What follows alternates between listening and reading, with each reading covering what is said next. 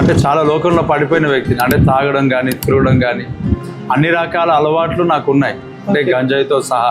తాగడం అని అంటే విపరీతంగా తాగడం. అంటే ఉదయము స్టార్ట్ చేస్తే నేను రాత్రి ఇంటికి వచ్చేసరికి ఒక్కోసారి 3, 2, 4. నేను దాకా ఒక మాట చెప్పాలంటే నేను చిన్నప్పటి నుంచి అన్ని అలవాట్లు కలిగిన వాడిని. ప్రభా నువ్వు ఉన్నావని రుజువు చేసుకోవాలనుకుంటే వాయిన్ షాప్ తెరిచి ఉండాలి. అయితే నువ్వు ఉన్నావు లేకపోతే లేదు. నా కాలుకి ఏదో గుచ్చుకున్నట్టు అనిపిస్తే ఇంటికి వచ్చిన తర్వాత చూసాను. ఇంటికి వచ్చిన తర్వాత చూస్తే అక్కడ 2 కాట్లు కనబడుతున్నాయి, బ్లడ్ వస్తుంది. సేమ్ భయమైంది, చనిపోతా అనుకున్నా, నరకం కనిపిస్తుంది. భయమై ఆదరణ కొరకు ప్రార్థన చేసిన, వాక్యం చదివిన, టీవీ కూడా పెట్టి ఆ టైం ఒక దైవజనుడు టీవీలో నరకం గురించి వీడియోలు వేసి చూపిస్తున్నాడు. నాకు ఇంకా భయమైంది. అంటే కొంతమంది దేవుని పని చేసా, అభిషేకం లేదని, ఆయన పిలుపు లేదని ఇంటి మీద చేస్తున్నాడు, సొంత ఊర్లో చేస్తున్నాడు. ఓహో అక్కడ ఆ పరిచర్న ఇంటి మీద షెడ్ వేసుకొని చేస్తాడు కదా. ఎవరు శైలేష్ పాస్టర్ అంటే ఎవరు? Praise the lord. ఈరోజు మన మధ్యలో ఉన్నది బేతేల్ అపోస్తలిక్ సంఘ స్థాపకులు శైలేష్ అడమ్స్ అన్న గారు ఉన్నారు. అన్న జీవితం గురించి మనం ఈరోజు తెలుసుకుందాం. ప్రైజ్ ద లార్డ్ అన్న. ప్రైజ్ లార్డ్ అమ్మా. అన్న మొట్టమొదటిగా మీ చైల్డ్హుడ్ గురించి తెలుసుకుందాం అన్న. మీరు ఎక్కడ పుట్టారు, మీ తల్లిదండ్రుల గురించి కాస్త చెప్పండి అన్న. నేను పుట్టడం అనేది మాటూరు అనే ఒక గ్రామంలో జన్మించడం జరిగింది. సంగారెడ్డి డిస్టిక్. ఇక్కడ దేవుడు అక్కడ నాకు ఇచ్చిన కృపను బట్టి మాటూరు అనే గ్రామంలో నేను జన్మించాను. అలాగే నా ఎదుగుదల కూడా అక్కడే ఒక 5 years వరకు. మీ తల్లిదండ్రుల పేర్లు అన్న? మాణిక్రావు టీచర్గా పనిచేశాడు, అంటే హెడ్ మాస్టర్. అలాగే ఆమె పేరు నిర్మల. ఆ గ్రామం నుండి మేము జైరాబాద్కి వచ్చి ఇక్కడ స్థిరపడి ఇక్కడే ఉండడం జరిగింది. మీరు దేవుణ్ణి ఎప్పుడు తెలుసుకున్నారన్న? మొత్తానికి చిన్నప్పటి నుండి దేవుణ్ణి తెలుసుకొనే ఉన్నప్పటికీ కూడా వ్యక్తిగతంగా ప్రభువైన యేసుక్రీస్తును అనుభవించింది లేదు. చిన్నప్పుడు ఇంట్లో వాళ్ళ ఫోర్స్ను బట్టి సండే స్కూల్ వెళ్ళడం, చర్చ్కి వెళ్ళడం జరిగింది. కానీ వ్యక్తిగతంగా ప్రభు తెలుసుకున్నది 2009లో. 2010లో బ్యాప్టిజం తీసుకున్నాను. సేవలోకి రావడానికి ముఖ్య రీజన్ ఏంటిదన్నా? సేవలోకి రావడానికి ముఖ్య రీజన్ ఏంటి అని అంటే దేవుడు నా హృదయంలో ఉంచిన ఒక భారం. అలాగే దేవుడు నాతో మాట్లాడాడు. తల్లి గర్భంలో రూపించబడకమునుపే, అనగా ఇర్మియాతో దేవుడు మాట్లాడినట్లుగా, ఇర్మియా గ్రంథం 1వ అధ్యాయంలో చెప్పినట్లుగా, తల్లి గర్భంలో రూపించబడక మునుపే నేను నిన్ను ఎరిగి తిని జనములకు ప్రవక్తగా నేను నియమించి తిని అని దేవుడు ఆ వాక్యం ద్వారా నన్ను పిలిచాడు.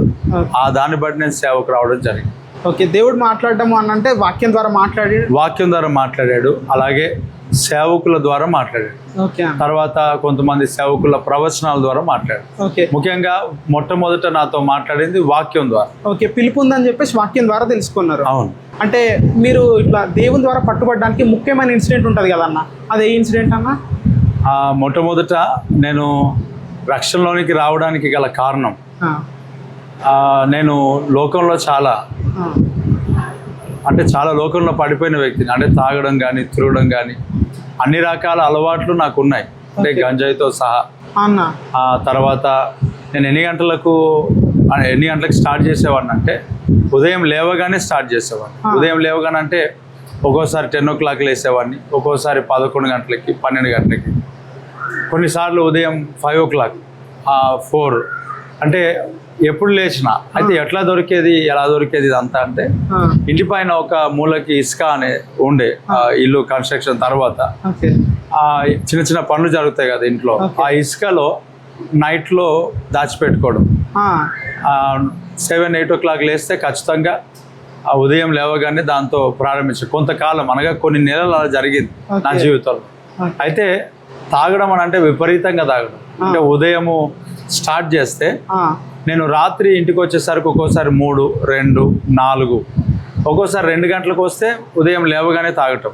అంత అడిక్ట్ అయిపోయిన తాగడానికి విపరీతంగా. ఒకరోజు బలార్షా వెళ్తుంటుంటే వివాహం నిమిత్తం, వేరే వాళ్ళ వివాహం. ఆ బలార్షా వెళ్తుంటుంటే వారు ఇంకా వైన్ షాప్ ఓపెన్ చేయలేరు. నేను అక్కడ నిలబడి డోర్ కొట్టి, షట్టర్ కొట్టి, ఇక్కడ ఎవరున్నారు ఓనర్ త్వరగా తెరవండి అని చెప్పి తాగాను. అలా నా జీవితంలో విపరీతమైన తాగుడికి అడిక్షన్. ఇదంతా ఏ ఏజ్లో జరిగిందన్న? నేను దాకా ఒక మాట చెప్పాలంటే నేను చిన్నప్పటి నుంచి అన్ని అలవాట్లు కలిగిన వాడిని. అంటే ఒక మాటలో విలేజ్లో ఉన్నప్పుడు మా తాత నాకు కళ్ళు అలవాటు చేశారు. ఈ కళ్ళు అనగా తెలుసు కదా, అక్కడ నుంచి నేను బీడీలు తాగడం, సిగరెట్లు తాగడం, గుట్కాలు తినడం, తర్వాత ఈ ఉంటది కదా జర్దా, అన్నిటికీ చిన్నప్పటి నుంచి అప్పటి వరకు అంటే నాకు 20వ సంవత్సరం వరకు అనగా 2009 వరకు అన్నీ నేను వీటన్నిటిలో నేను సాగుతూ ఉన్నా, ఎప్పుడు నాకు బ్రేక్ లేదు. అయితే ఈ దాంట్లో నేను వెళ్తున్నప్పుడు అనేక రకాలుగా నేను గాయపడి అలాగే విరక్తి చెంది నాకు ఒకసారి సడన్గా వీటన్నిటిలో ఒకలాంటి భయం కూడా, చనిపోతే ఎలాగ వెళ్తావు, ఎక్కడికి వెళ్తావు అనే క్వశ్చన్స్ నాలో రావడం స్టార్ట్ అయినాయి. అంటే మారే సమయంలో 2009 ఆ టైంలో మారే టైంలో ఒకరోజు బాగా తాగేసి రాత్రి 2 గంటలకు 3 ఆ టైంలో వస్తుంటుంటే అప్పుడు మా ఇంటికి వచ్చేసేప్పుడు ఒక చిన్న పిల్ల త్రోవ లాగా ఉండే, పక్కకు చెట్లు అవన్నీ ఉండే గడ్డి. నా కాలుకి ఏదో గుచ్చుకున్నట్టు అనిపిస్తే ఇంటికి వచ్చిన తర్వాత చూస్తే అక్కడ 2 కాట్లు కనబడుతున్నాయి, బ్లడ్ వస్తుంది సేమ్. నాకు సడన్గా నాకు ఆలోచన పాము గడిచిందేమో అనే ఆలోచనలోనికి ఒకసారి వెళ్ళిపోయాను. బాగా పిండితే బ్లడ్ రావడం స్టార్ట్ అయింది. కరెక్ట్గా పాము కరుస్తే ఎలాగుంటుందో అలాగనే అప్పటికి నేను చాలా మత్తులో ఉన్నా. ఆ ఉన్న మత్తులో నాకున్న చిన్నప్పటి నుంచి కూడా దేవుడు తెలుసు కాబట్టి నేను ప్రార్థన చేసుకున్నా. ఫస్ట్ నేను అలాగే పడుకున్నా, అది ఏం కాదులే అని అలాగే నేను పడుకుంటే నా కళ్ళల్లో మేలుకొనే ఉన్నా, నిద్రపోలేదు. నాకు నరకంలో పడవేయబడుతున్నట్టుగా కనపడింది, అంటే నరకంలో వెళ్ళిపోయేటట్టుగా కనపడింది. నేను చూస్తున్నా మనుషుల యొక్క అరుపులు, ఆ నరకంలో నేను పడిపోవడం, అనేకుల ఏడుపులు, రోదనలు నేను విన్నప్పుడు ఒకసారి భయం అయ్యి గుండెల్లో సడన్గా నేను లేచి ఆ రోజు మోకరించి ప్రార్థన చేశాను.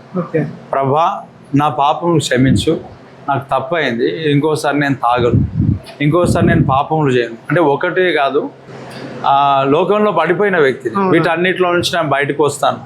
సినిమాలు కావచ్చు, ఇవన్నీ కూడా ఒక టైంలో నేను డాన్సర్ కావాలనుకున్నా. అసలు ఒక టైంలో డాన్సర్ కావాలనుకున్నా. అన్నిటిలో నుండి దేవుడు నన్ను విడిపించాడు. ఆ రోజు నేను ప్రార్థన చేశాను, ప్రభా నా పాపం క్షమించు, ఇంకోసారి నేను దీంట్లో వెళ్ళను. నేను చాలా లోకంలో పడిపోయిన స్థితిలో ఉన్నాను కదా, దేవుడిని అడిగాను. నాకు కన్నీళ్లతో ప్రార్థన చేశాను, నన్ను బ్రతికింపజేయి, చనిపోతే నేను నరకానికి వెళ్తా అని కన్నీళ్లతో ప్రార్థన చేస్తుంటే అప్పుడు నేను చనిపోతే పరలోకానికి వెళ్తానే అందుకో ఒక చిన్న నిశ్చయత వచ్చింది. అంటే చనిపోతారన్న భయంతో మీరు ప్రార్థన చేశారు? చనిపోతారనే, నేను చచ్చిపోతే నరకానికి వెళ్తానే భయంతో ప్రార్థన చేశాను. అంటే చిన్నప్పటి నుంచి నాకు తెలుసు నరకము పరలోకం తెలుసు. సండే స్కూల్ కూడా పెద్దగా ఇంట్లో వాళ్ళ ఫోర్స్ని బట్టి ఆ సండే స్కూల్ కూడా వెళ్ళినప్పుడు, చర్చ్కి వెళ్ళినప్పుడు కూడా ఆ కానుక వేసినప్పుడు కూడా కానుక వేయకుండా, దేవుడిచ్చిన దేవునికి ఇవ్వకూడదు, మనమే ఖర్చు పెట్టుకోవాలా, మనమే అని సినిమాకి వెళ్ళిన రోజులు కూడా ఉన్నాయి. ఇంట్లో వాళ్ళు కానుక ఏమని ఇస్తారు, అది నేను కానుక వేసేవాడిని కాదు, గుట్కాలు తినుకుంటూ వచ్చేవాడిని. అయితే ఎప్పుడు కూడా దేవుడు ఇచ్చాడు, దేవునికి ఎందుకు వేస్తారు, నేను ఒక్కడిని కాదు, నేను అలాగే నా స్నేహితులతో కూడా అదే మేము చెప్పుకోవటం, దేవుడు ఎందుకు ఇచ్చాడు అంటే ఖర్చు పెట్టుకోవడానికి. అలా చిన్నప్పటి నుంచి అలవాటు ఉంది కాబట్టి, దేవుని గురించి తెలుసు కాబట్టి, నరకం పరలోకం తెలుసు కాబట్టి ఆ రోజు ఫస్ట్ అంటే చాలాసార్లు ప్రార్థన చేశాం. ఆ రోజు చేసిన ప్రార్థన ఏంటంటే నా పాపం క్షమించు. ఆ రోజు ప్రార్థన చేసినప్పుడు నాకు అనిపించింది క్షమాపణ కోరాను, అప్పుడున్న విశ్వాసం, క్షమాపణ కోరాను, ఇప్పుడు చచ్చిపోతే నా పరలోక రాజ్యానికి వెళ్తాను. ఆ మత్తులో అలాగే బైబిల్ చదవడం ఒప్పుకున్నా, రేపటి నుంచి తాగను ప్రభా అని ఒప్పుకున్నా. కానీ మరలా నెక్స్ట్ డే 10 గంటలకు ఇంకా ఫ్రెండ్స్ రావటం, ఆరన్ కొట్టడం, మరలా వెళ్ళిపోవడం, రేపు చూసుకుందాం.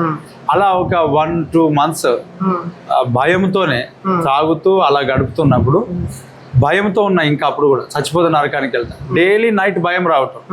ఎందుకు భయం అని అంటే చచ్చిపోతే ఎక్కడికి వెళ్తావు.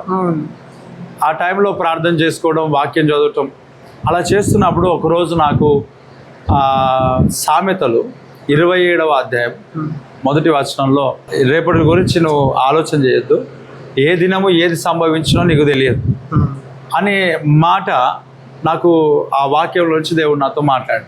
సెకండ్, నేను అలా పేజ్ దింపాను అంతే. సామెతలు 29వ అధ్యాయం, ఎన్నిసార్లు గద్దించినాను లోబడని వాడు మడి తిరుగు లేకుండా హఠాత్తుగా నాశనమగును అనే వాక్యం నాకు అనిపించింది. రేపటిని గురించి అతిశయపడకము, ఏ దినమున ఏది సంభవించినో నీకు తెలియదు అన్నప్పుడు నేను డైలీ రేపు అంటున్నా, రేపు మారుతా. ఆ 2 వాక్యాల ద్వారా నాకున్న అలవాట్లు మానుకున్నా, కానీ రక్షణ అనుభవం అనేది రాలేదు. పూర్తిగా దేవునికి ఇష్టముతో ప్రేమతో అలా లేదు. అలవాట్లు మాత్రమే మానే, అంటే త్రాగడం మానాను, తర్వాత ఈ తిరగడం కొన్ని మానేశాను, ఫ్రెండ్స్తో తిరగడం, సినిమాలు మానేశాను. ఫస్ట్ తాగడం ఇవన్నీ మానేసి సినిమాలు ఎట్లా అంటే సినిమాల దగ్గరికి వెళ్ళి ఒకరోజు సినిమాకి వెళ్ళి వస్తుంటుంటే వర్షాకాలం పూర్తిగా ఆకాశం అంతా మబ్బులు కమ్ముకుంది, ఒకసారి ఉరుముతా ఉంది. అప్పుడు నాకు ఇదే దేవుని రాకడా అన్నట్లుగా నాకు అనిపించి భయమైంది. అరే ఇప్పుడు నేను ఎక్కడికి వెళ్ళిపోతాను. అలా భయం ద్వారా నా క్రియలు నేను మార్చుకుంటూ వచ్చాను, కానీ నాకు రక్షణ ఆనందం అనేది అప్పటికి రాలేదు.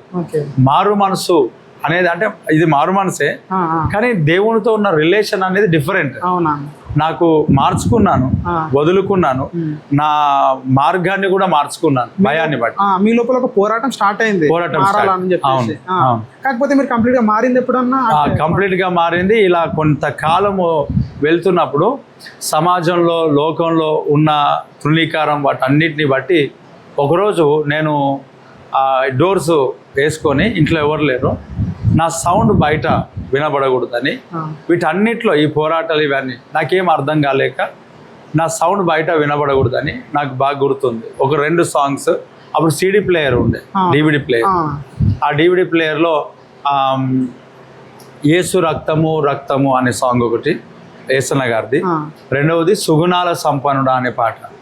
ఈ 2 సాంగ్ సెలెక్ట్ చేసుకొని సెలెక్ట్ ఆల్ కొట్టి రిపీట్ ఆల్ పెట్టి నేను ప్రార్థన చేస్తున్నాను. ఈ లోక సంబంధమైన ఆశలు, అవకాశాలు, ఆశయాల కొరకు ప్రార్థన చేస్తున్నాను. ఈ ప్రార్థన చేస్తుంటున్నప్పుడు ఈ పాటలు వస్తున్నాయి, నేను ప్రార్థన చేస్తున్నా. ఆ పాటలను కొంచెము నేను వింటూ ప్రార్థన చేస్తున్నా.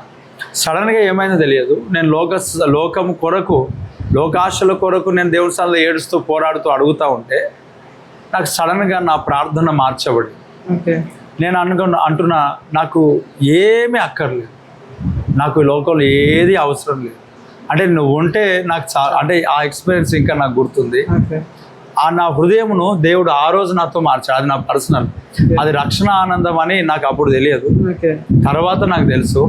నేను దేవుని సన్నిధిలో కూర్చొని లోక సంబంధమైన వాటి కొరకు నేను అడుగుతా ఉంటే దేవుడు నా హృదయాన్ని మార్చి అదే సమయంలో అంటే సెకండ్స్లో ఉన్న ఒక హృదయము చాలా తేలికగా అవటం, ప్రశాంతత రావటం, ఆనందం పొందుకోవడం, అలాగే గాల్లో తేలినట్ల ఫీల్ అయిపోవడం, భారం అంతా తొలగిపోయింది, అసలు ఏ భారం లేదు, మైండ్ అంతా ఫ్రీ అయిపోతుంది.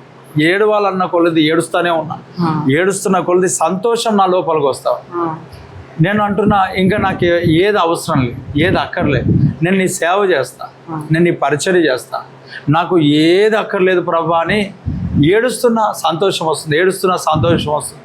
కొంత సమయానికి నా ప్రార్థన ఆపుకోగానే కన్ను తెరగానే బయటికి వెళ్తే నాకు మొత్తానికి అంత నూతనంగా కనపడుతుంది. అంటే ఆ ఎక్స్పీరియన్స్ అంటే ఇప్పుడు కూడా నేను ఎక్స్పీరియన్స్ అవుతున్నా.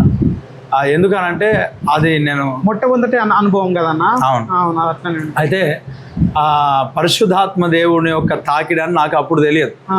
ఆ 2 పాటల ద్వారా నేను ప్రార్థన చేస్తుంటుంటే నా హృదయాన్ని ఒకసారి దేవుడు మార్చాడు.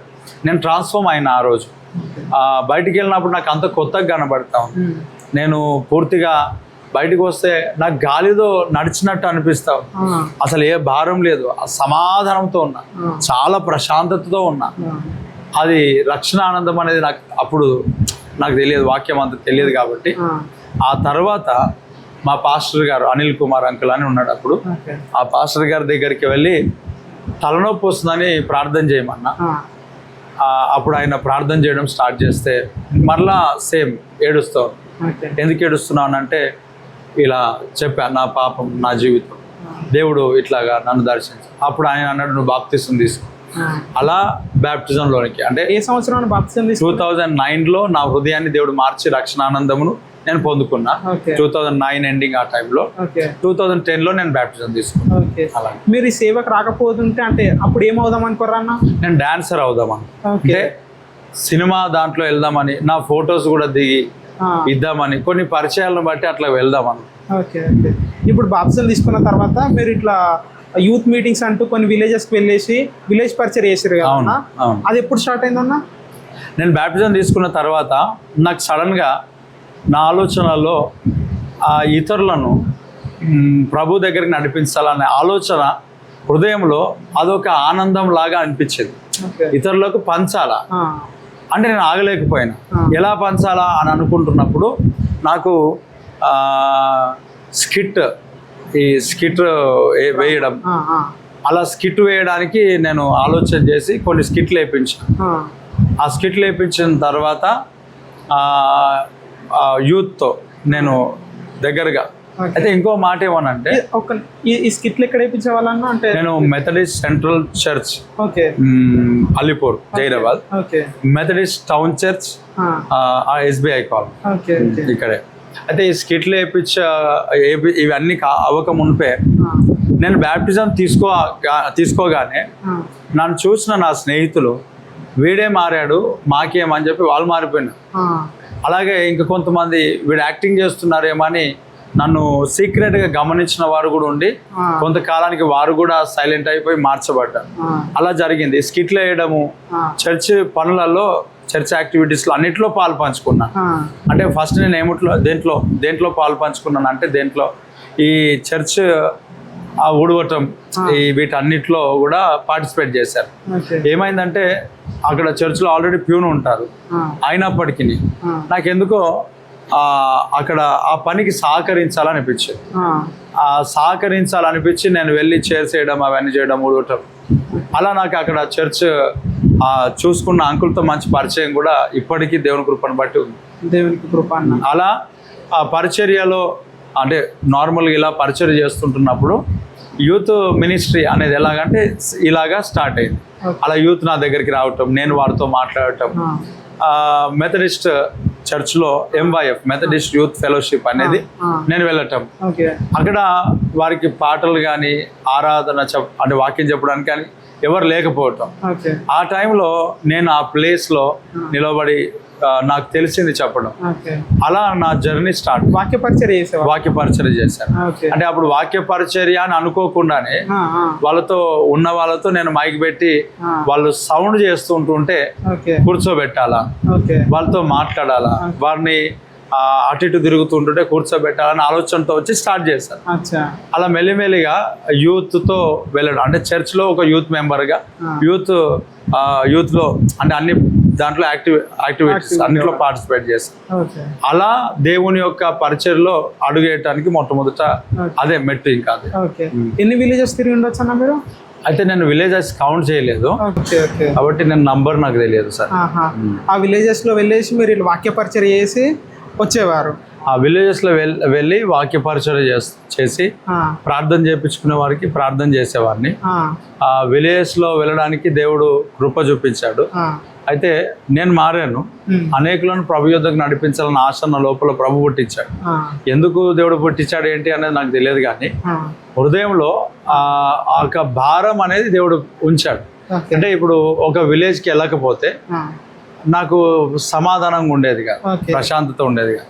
చెప్పాలా, వెళ్ళాలా, వెళ్తుంటుంటే చెప్తుంటూనే ప్రశాంతంగా, ఆనందంగా, సంతోషంగా ఉండేది.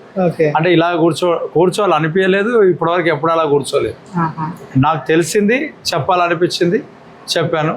మొత్తానికి ఒక వ్యక్తి కొంతమందిని చూస్తున్నప్పుడు చెప్పకపోతే నాకు కన్నీళ్ళు వచ్చాయి, చెప్తుంటే ఆనందం అనిపించాయి. ఒక మాటలో చెప్పాలంటే అది ఆత్మల పట్ల భారం దేవుడు కలగజేశాడు.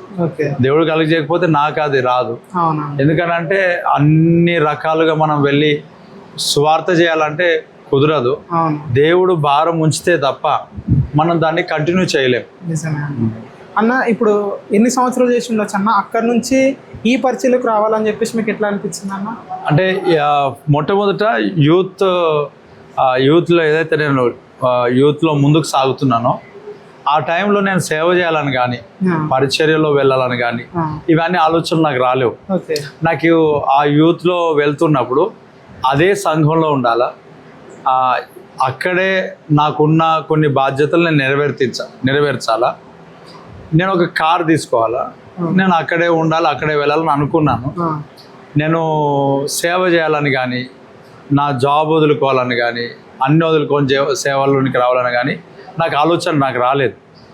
దేవుడు ఈ ఆలోచన రాను మెల్లిమెల్లిగా ఆ పరిచర్యలో చర్చ్ మినిస్ట్రీలో పరిచర్యలో పాలు పంచుకుంటున్నప్పుడు దేవుడు ఇలా పుట్టించాడు. అంటే వెళ్ళాలా, చెయ్యాలా, భారాన్ని కలుగజేశాడు. ఆత్మల పట్ల భారాన్ని ఇచ్చి అలా నడిపించాడు దేవుడు. లేదంటే నేను మా చర్చిలోనే ఉండాలా, అక్కడే నేను నాకు తెలిసింది చెప్పుకోవాలా. అంటే ఒక మాట చెప్పాలంటే కంఫర్టబుల్ లైఫ్ కి అట్లాంటి దానికి వెళ్ళాలనుకున్నా. ఏమంటే ఇప్పుడు సండే ప్రజలు వస్తారు, అక్కడ నేను స్పిరిచువల్ గా ఉన్నప్పుడు నాకు ఏదో ఒక అవకాశం ఇస్తారు. అక్కడ నేను ఒక సండే చర్చ్ లో అంటే లీడ్ చేయటం, ఆరాధన, వర్షిప్, అలాగే నాకు ఇవ్వబడిన బాధ్యతలు, క్రిస్మస్ ప్రోగ్రామ్, దాంట్లోనే ఆనందంగా అనిపించేది. అది పరిచర్య అని అనుకున్నాను కానీ నా సొంతగా నాకు దేవుడు ఇచ్చిన దర్శనం అది కాదనమాట. దేవుడు నన్ను అలా నడిపించని అలా నడిచాను. ఆ తర్వాత నేను విలేజ్ మినిస్ట్రీ కానీ తర్వాత ఇలా ఇండిపెండెంట్గా పరిచర్య చేయటంలో కానీ అనగా ఇలా నడిపించబడడానికి గల కారణం దేవుడు నన్ను దర్శించి నడిపించాడు.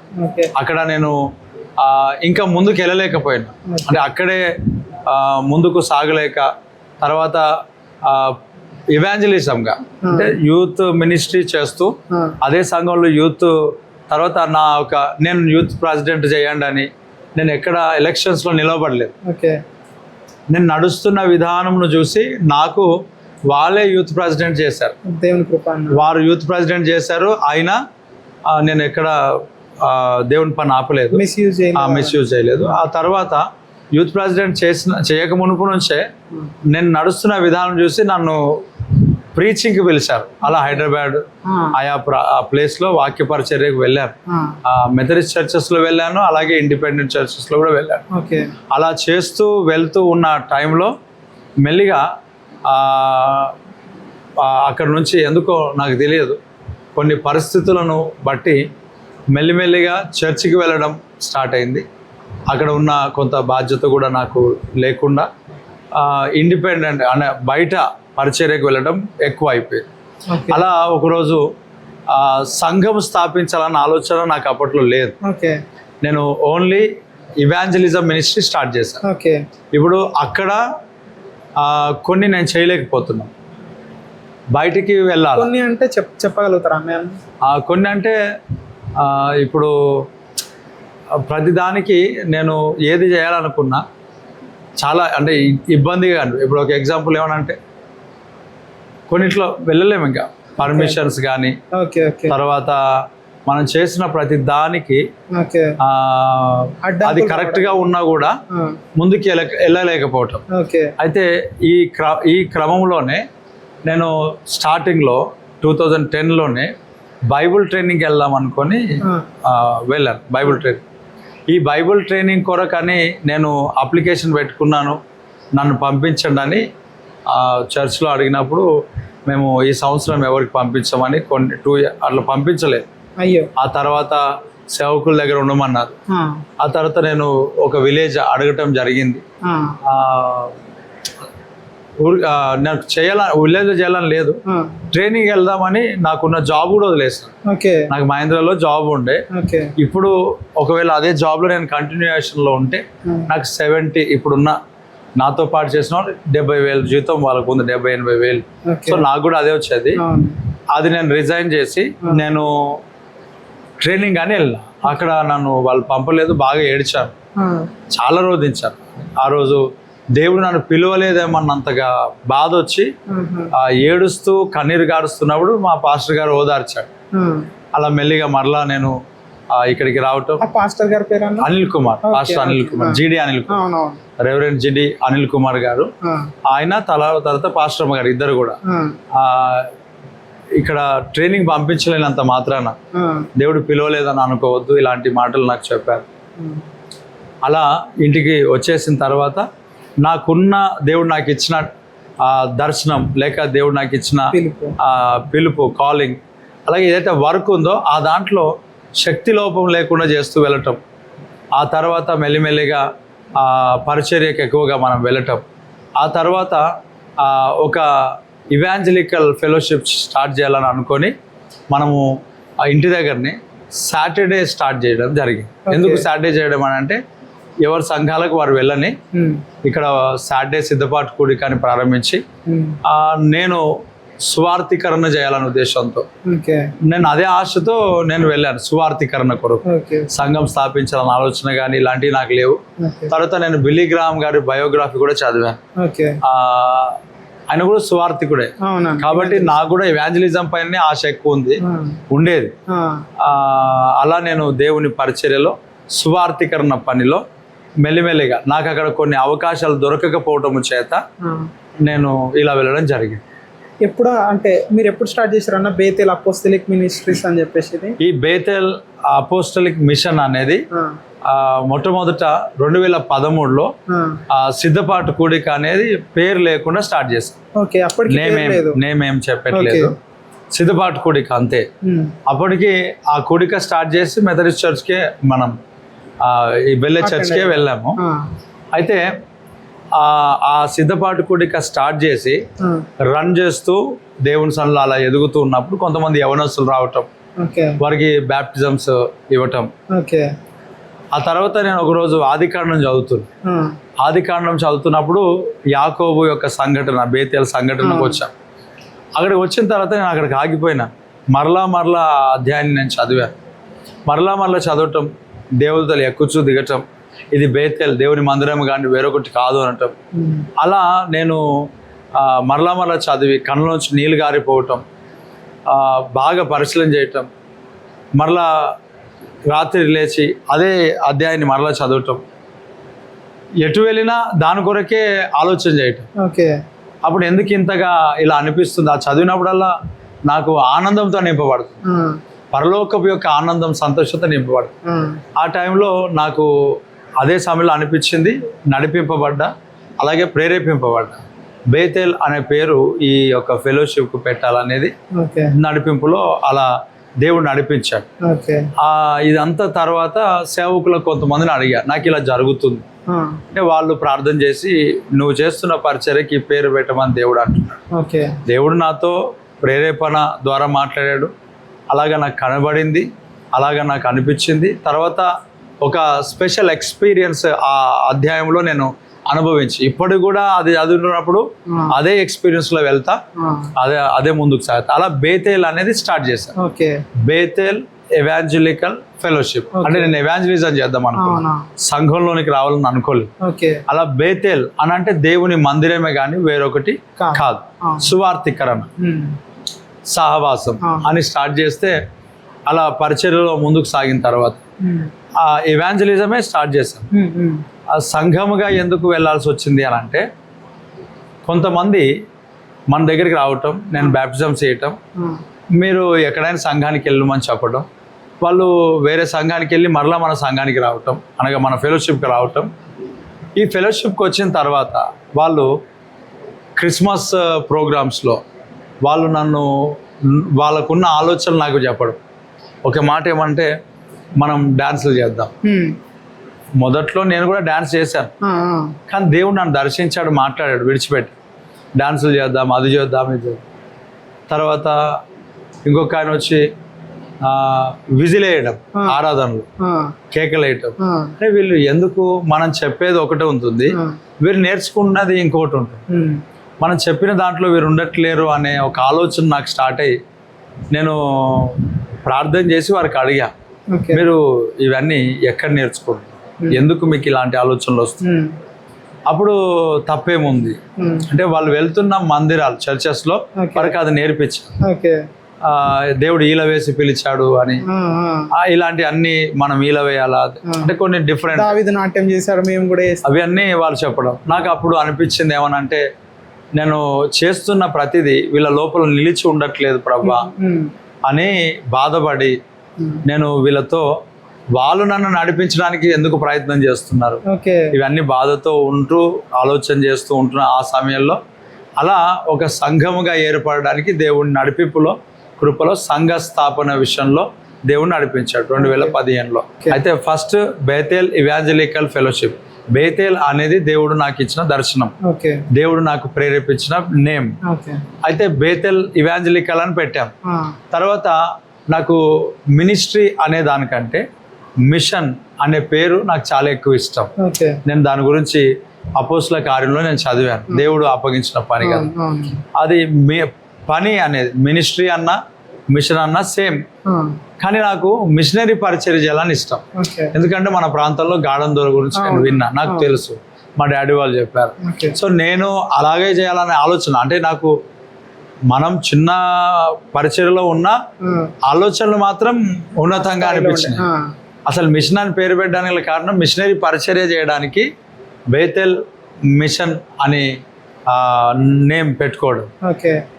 అలా కొంతకాలం సాగిన తర్వాత దేవుడు ప్రార్థన చేస్తుంటే అపోస్టలిక్ అనే ఒక పదాన్ని నాకు వినిపింపజేశాడు. ఆ వినిపింపజేసినప్పుడు నాకు చాలాసార్లు కన్ఫర్మేషన్ చేసుకుంటే బేతెల్ అపోస్టలిక్ మిషన్గా నామకరణం చేయడానికి దేవుడు ప్రేరేపించాడు. అలా పేరు నామకరణం చేసినా కూడా బయటకి మాత్రం దాన్ని మనం ప్రొజెక్ట్ చేయాలి. ఎందుకంటే అపోస్టలిక్ అనేది చాలా పెద్ద నేమ్, దాన్ని మనం బయటకు తీసుకెళ్ళడం అని అంటే కరెక్ట్ కాదు. చాలా రోజులు భయపడి అసలు ఓన్లీ బేతెల్ మిషన్ అని కొంతమందికి, బేతెల్ ఎవాంజలికల్ ఫెలోషిప్ అని కొంతమందికి, బేతెల్ ఎవాంజలికల్ మినిస్ట్రీ అని కొంతమంది. అసలు మినిస్ట్రీ పేరే సరిగ్గా తెలియదు ఎవరికి, కానీ బేతెల్ అనేది కరెక్ట్ తెలుసు. సైలేష్ పాస్టర్ అని అంటారు కానీ చర్చ్ పేరు అంతా తెలియదు. అయితే కొంతకాలానికి దేవుడు ధైర్యం ఇచ్చాడు, ఎవడని ఏమనుకుంటే మనకెందుకు కానీ. అలా బేతెల్ అపోస్టలిక్ అనేది మనం పెట్టిన తర్వాత పరిచర్య, మినిస్ట్రీ, పని.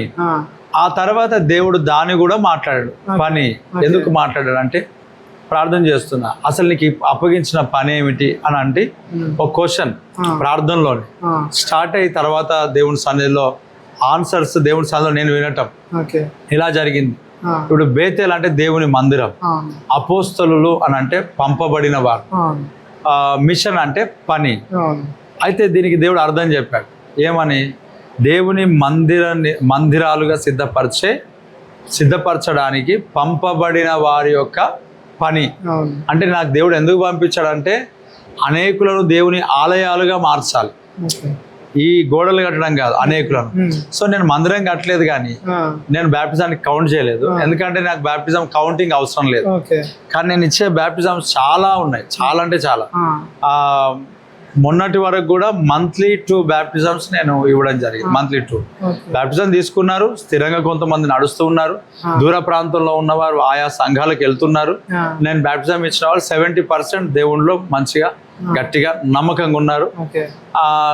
తర్వాత బ్యాప్టిజం తీసుకున్న తర్వాత మొట్టమొదట దేవుని రాజ్యం కొరకు వారికి నేను చెప్పాలి. దేవుని కొరకు ఫస్ట్, దేవుని కొరకు ఏ సంఘానికి అయితే వెళ్ళని మొట్టమొదటి దేవుని పరిచయం చేయాలి. ఆ తర్వాత సెకండ్ స్టెప్ మనకు దేవుడు ఇచ్చిన పరిచర్య, ఇది సెకండ్ స్టెప్. ఫస్ట్ ఏదైనా సంఘంలో వెళ్ళవచ్చు, బ్యాప్టిజం రక్షణ సువార్త దేవుడు ఫస్ట్.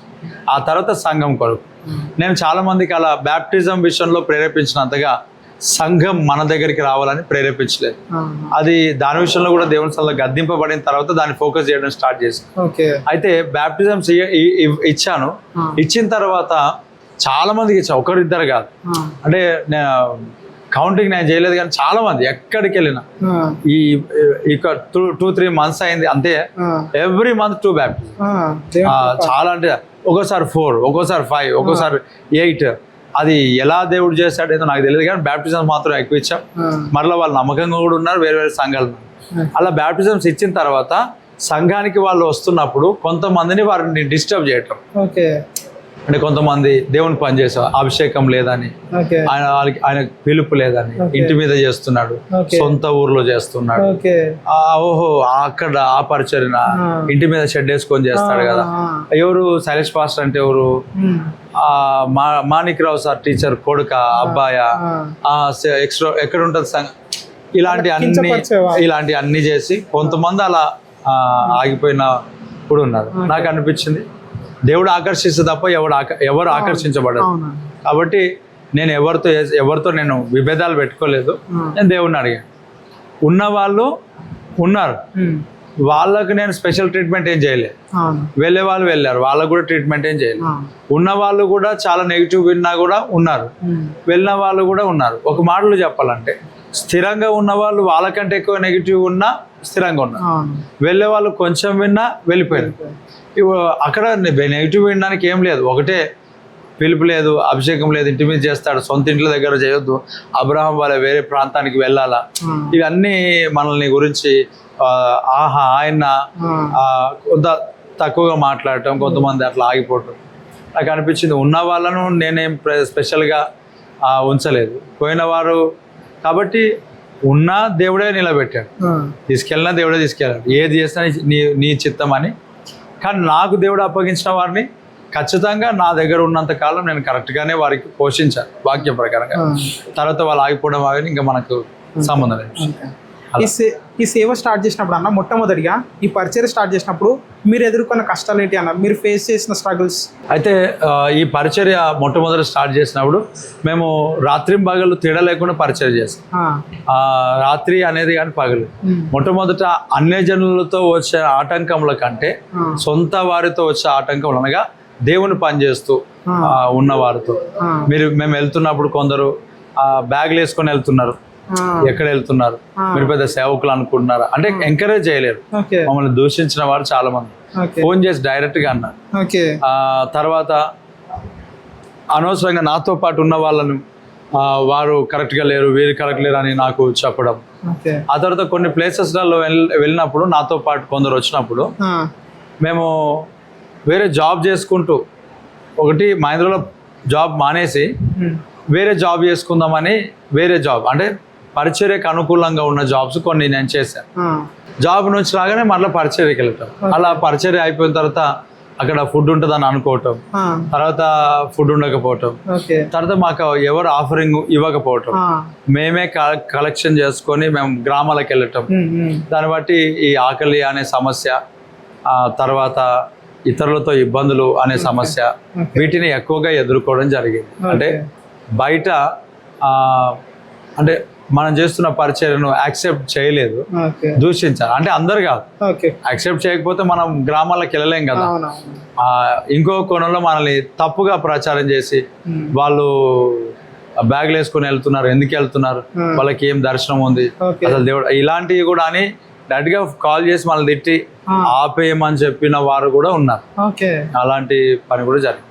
ఓకే అన్న, ఇట్లా మీరు మినిస్ట్రీ స్టార్ట్ చేశారు కదన్న, ఈ మినిస్ట్రీ స్టార్ట్ చేశాక మీరు కానుకలు తీసుకోలేరని చెప్పేసి ఏమంటారు విన్నా, నేను చూసిన అన్న రియల్గా. మొన్న పెంతుకొస్త పండుగలో కూడా మీరు ఎలాంటి కానుకలు కూడా తీసుకోలేదు, చర్చిలో కూడా మీరు ఎలాంటి కానుకలు బాక్స్ పెట్టేసి మీరు వెయ్యండి అని చెప్పేసి మీరు ఏం అడగరు. ఈ తలంపు ఎక్కడి నుంచి వచ్చిందన్న? ఈ తలంపు నాకు స్టార్టింగ్ నుంచి కూడా నేను దీంట్లో ఉన్నా. నాకు అంటే ఏ పరిచర్య కానీ ఏ డినామినేషన్తో కానీ నాకు సంబంధం లేదు, అంటే ఏ సేవకులతో కూడా నాకు సంబంధం లేదు. మనం 2013లో కింద రూమ్లో సిద్ధపాటు కూడికని స్టార్ట్ చేసిన తర్వాత ఈ ఆఫరింగ్ బాక్స్ పెట్టాలని ఆలోచన వచ్చింది. అయితే ఈ ఆఫరింగ్ బాక్స్ కూడా పెట్టడానికి గల కారణం ఏమంటే, స్టార్టింగ్ రేజింతల్ అనే గ్రామానికి వెళ్ళిన, అక్కడికి వెళ్ళిన తర్వాత పరిచర్య చేసినప్పుడు ఒక వంగిపోయిన నడుము కలిగిన వృద్ధాపంలో ఉన్న ఒక స్త్రీ వచ్చింది, ఒక అమ్మ వృద్ధాపంలో ఉంది. ఆమె లాస్ట్కి వచ్చి నాకు ఆఫరింగ్ ఇస్తుంటుంటే నేను వద్దమ్మా అని అంటే కూడా తీసుకోండి సార్ అని వంగి ఆమె ఆఫరింగ్ చేయడం, ఫోర్స్ ఎక్కువ చేసి, ఆ ఫోర్స్ ఎక్కువ చేసినప్పుడు నేను ఆమె దగ్గర కానుక తీసుకోవాలని కాకుండా ఆమె ఫోర్స్ని బట్టి, అదే టైంలో అక్కడ ఉన్న పాస్టర్ గారు అంటే రవి పాస్టర్ గారు, ఆయన తీసుకోమని చెప్పినట్లుగా గుర్తుంది. నేను కానుక తీసుకొని ఆమె గురించి ప్రేయర్ చేశాను. ఆమె ముఖము ఇంటికి వచ్చిన తర్వాత నాకు మాటి మాటి కనబడటం, ఆమె కొరకు నేను కన్నీటి ప్రార్థన చేయటం. ఆ టైంలో కానుక తీసుకోకపోతే దేవుని స్వరం నేను విన్నా. నువ్వు తీసుకోవటం ఆమెకు ఆశీర్వాదం అనే స్వరాన్ని విన్నా. వినటం ద్వారా తీసుకున్నా. అంటే పాస్టర్ గారు చెప్పిన ఎవరు చెప్పినా నేను వినలేదు చాలాసార్లు.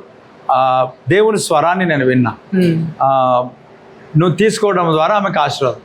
నేను తీసుకున్న తర్వాత ఎలా ఆశీర్వాదం ఏంటి అనేది నాకు తెలియదు.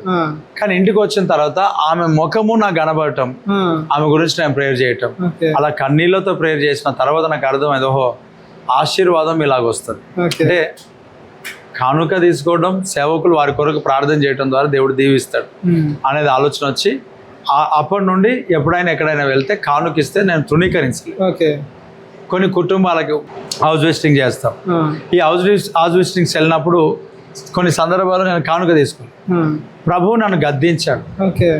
ఒక మాటలో చెప్పాలంటే అది కరెక్టా మరి ఏంటో నాకు తెలియదు, కానీ నాకు ఇట్లా వినబడేది, ఓవర్ చేయకూడదు, ఓవర్ యాక్షన్, ఇలాంటి పదాలు నాకు వినబడ్డప్పుడు నేను కానుక తీసుకోవడం స్టార్ట్ చేస్తాను. పనివాడు జీతానికి పాత్రుడు అంటే ఎటు పడితే అటు తీసుకోలేదు. అన్ని జనుల యొక్క ఇంట్లోకి వెళ్ళినప్పుడు బైబిల్ కూడా పట్టలేదు. తర్వాత బైబిల్లో కానుక తీసుకోవడానికి చాలా మంది ఆబ్జెక్షన్ చేశారు. నేను కూడా అప్పుడు బైబిల్ వద్దు అని అనుకున్నాను. కానీ సిస్టర్స్ ఉంటారు, బ్రదర్స్ ఉంటారు, రకరకాల మనుషులు ఆఫరింగ్స్ తీసుకొని వస్తారు. ఆ ఆఫరింగ్స్ వారు మన చేతులు తీసుకొని వాళ్ళ చేతులు పెట్టుకొని కొద్దిసేపు ప్రార్థన చేయడం, అది నాకు క్రమం సరిగ్గా అనిపించలేదు. నేను కొంత క్రమం దేవుని సన్నిధిలో మనం చూపించాలి, మనం నేర్పించాలి అనిపించింది. అప్పుడు మరలా బైబిల్లో తీసుకోవడం స్టార్ట్, అంటే ఆఫరింగ్. ఆ తర్వాత మనం కానుక బాక్స్ పెట్టినాం. అదే కారణం ఏంటంటే నువ్వు ఆఫరింగ్ తీసుకుంటే వాళ్ళు ఆశీర్వదించబడు. కానుక బాక్స్ పెట్టి అనౌన్స్మెంట్స్ మాత్రం చేస్తాం. ఎవరైనా ఆఫరింగ్స్ తీసుకొస్తే మీరు ఆఫరింగ్స్ వేయొచ్చు, ఇష్టం ఉన్న వాళ్ళు వేయండి, ఇష్టమున్న వాళ్ళని ఇలాంటి తీసుకొచ్చిన వారు వేయండి మనకు. కానీ వాక్యం చెప్పేటప్పుడు మాత్రం నువ్వు కానుక వేయాలని రూల్ ఏం లేదు. ఫస్ట్ నువ్వు కావాలి, ఆ తర్వాత దేవునికి కానుక కావాలి. దేవుని కానుక ఏం తక్కువ పడలే అని ఫస్ట్ మనం చెప్పేది అది. అలా కానుక బాక్స్ పెట్టినాం, కానీ ఎక్కువ ఫోర్స్ అలాంటివి ఏముండవు. కానీ వాక్యం విని దేవుని స్థలంలో నడిపించబడి బాప్టిజం తీసుకున్న వాళ్ళు, మనం వారికి చెప్పకుండానే వాక్య ప్రకారం కట్టబడిన వాళ్ళు కానుకను వాళ్ళు ప్రభు సన్నిధిలో సమర్పిస్తారు. నేను కూడా అనౌన్స్ చేస్తా, ఎన్వలప్ కవర్స్ ఉన్నాయి, బాక్స్ ఉన్నాయి, మీరు వేయాలనుకుంటే వెళ్ళండి. ఈ టైంలో ఇప్పుడు ఉన్న ఏమంటే ఎక్కడైనా మీటింగ్ ఏర్పాటు చేయాలనుకుంటున్నాను, నేను పలానా ప్లేస్లో మీటింగ్ ఏర్పాటు చేస్తున్నాను, మీరు సహకరించాలనుకుంటే సహకరించు, బలవంతమేం లేదు, సహకరించాలి, లేకపోతే లేదు.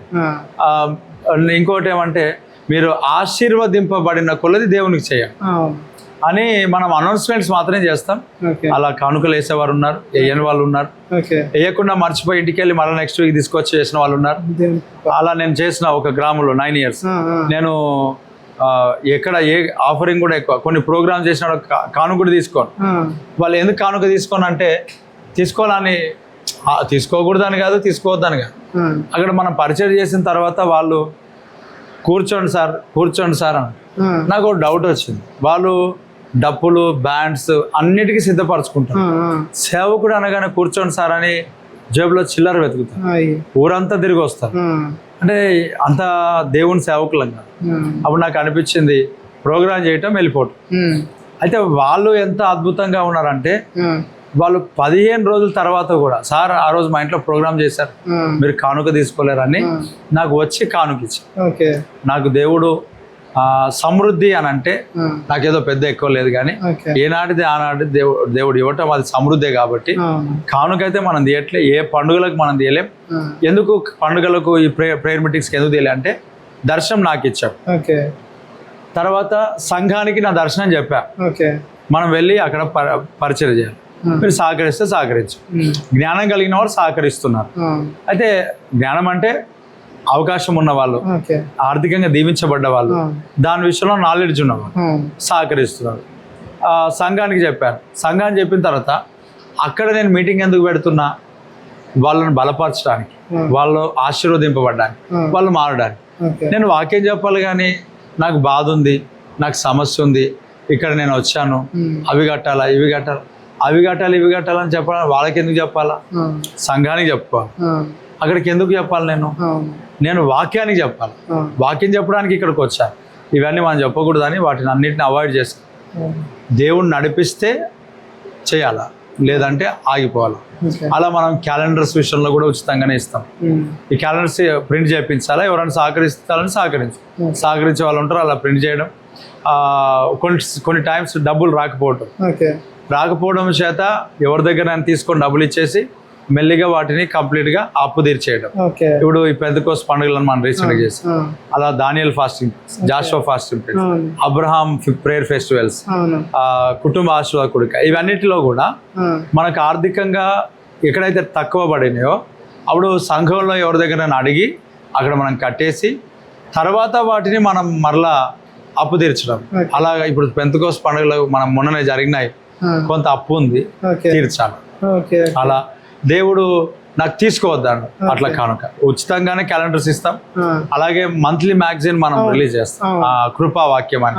అది సంఘంలో ఉన్న వాళ్ళే దానికి కొంత ఒక దేవునికి డెడికేషన్ చేసుకొని వారు ముందుకు సాగుతున్నారు. స్టార్ట్ అయిందన్న ఒక 2 years అయింది. 2 years దగ్గర 2 years అవుతుంది.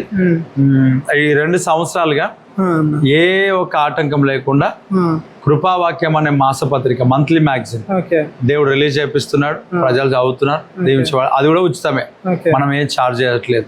అలాగే ఎవ్రీ సండే మనకు ఆహారం ఉంటుంది, అది కూడా మనం దేవుడు సన్నిధిలో.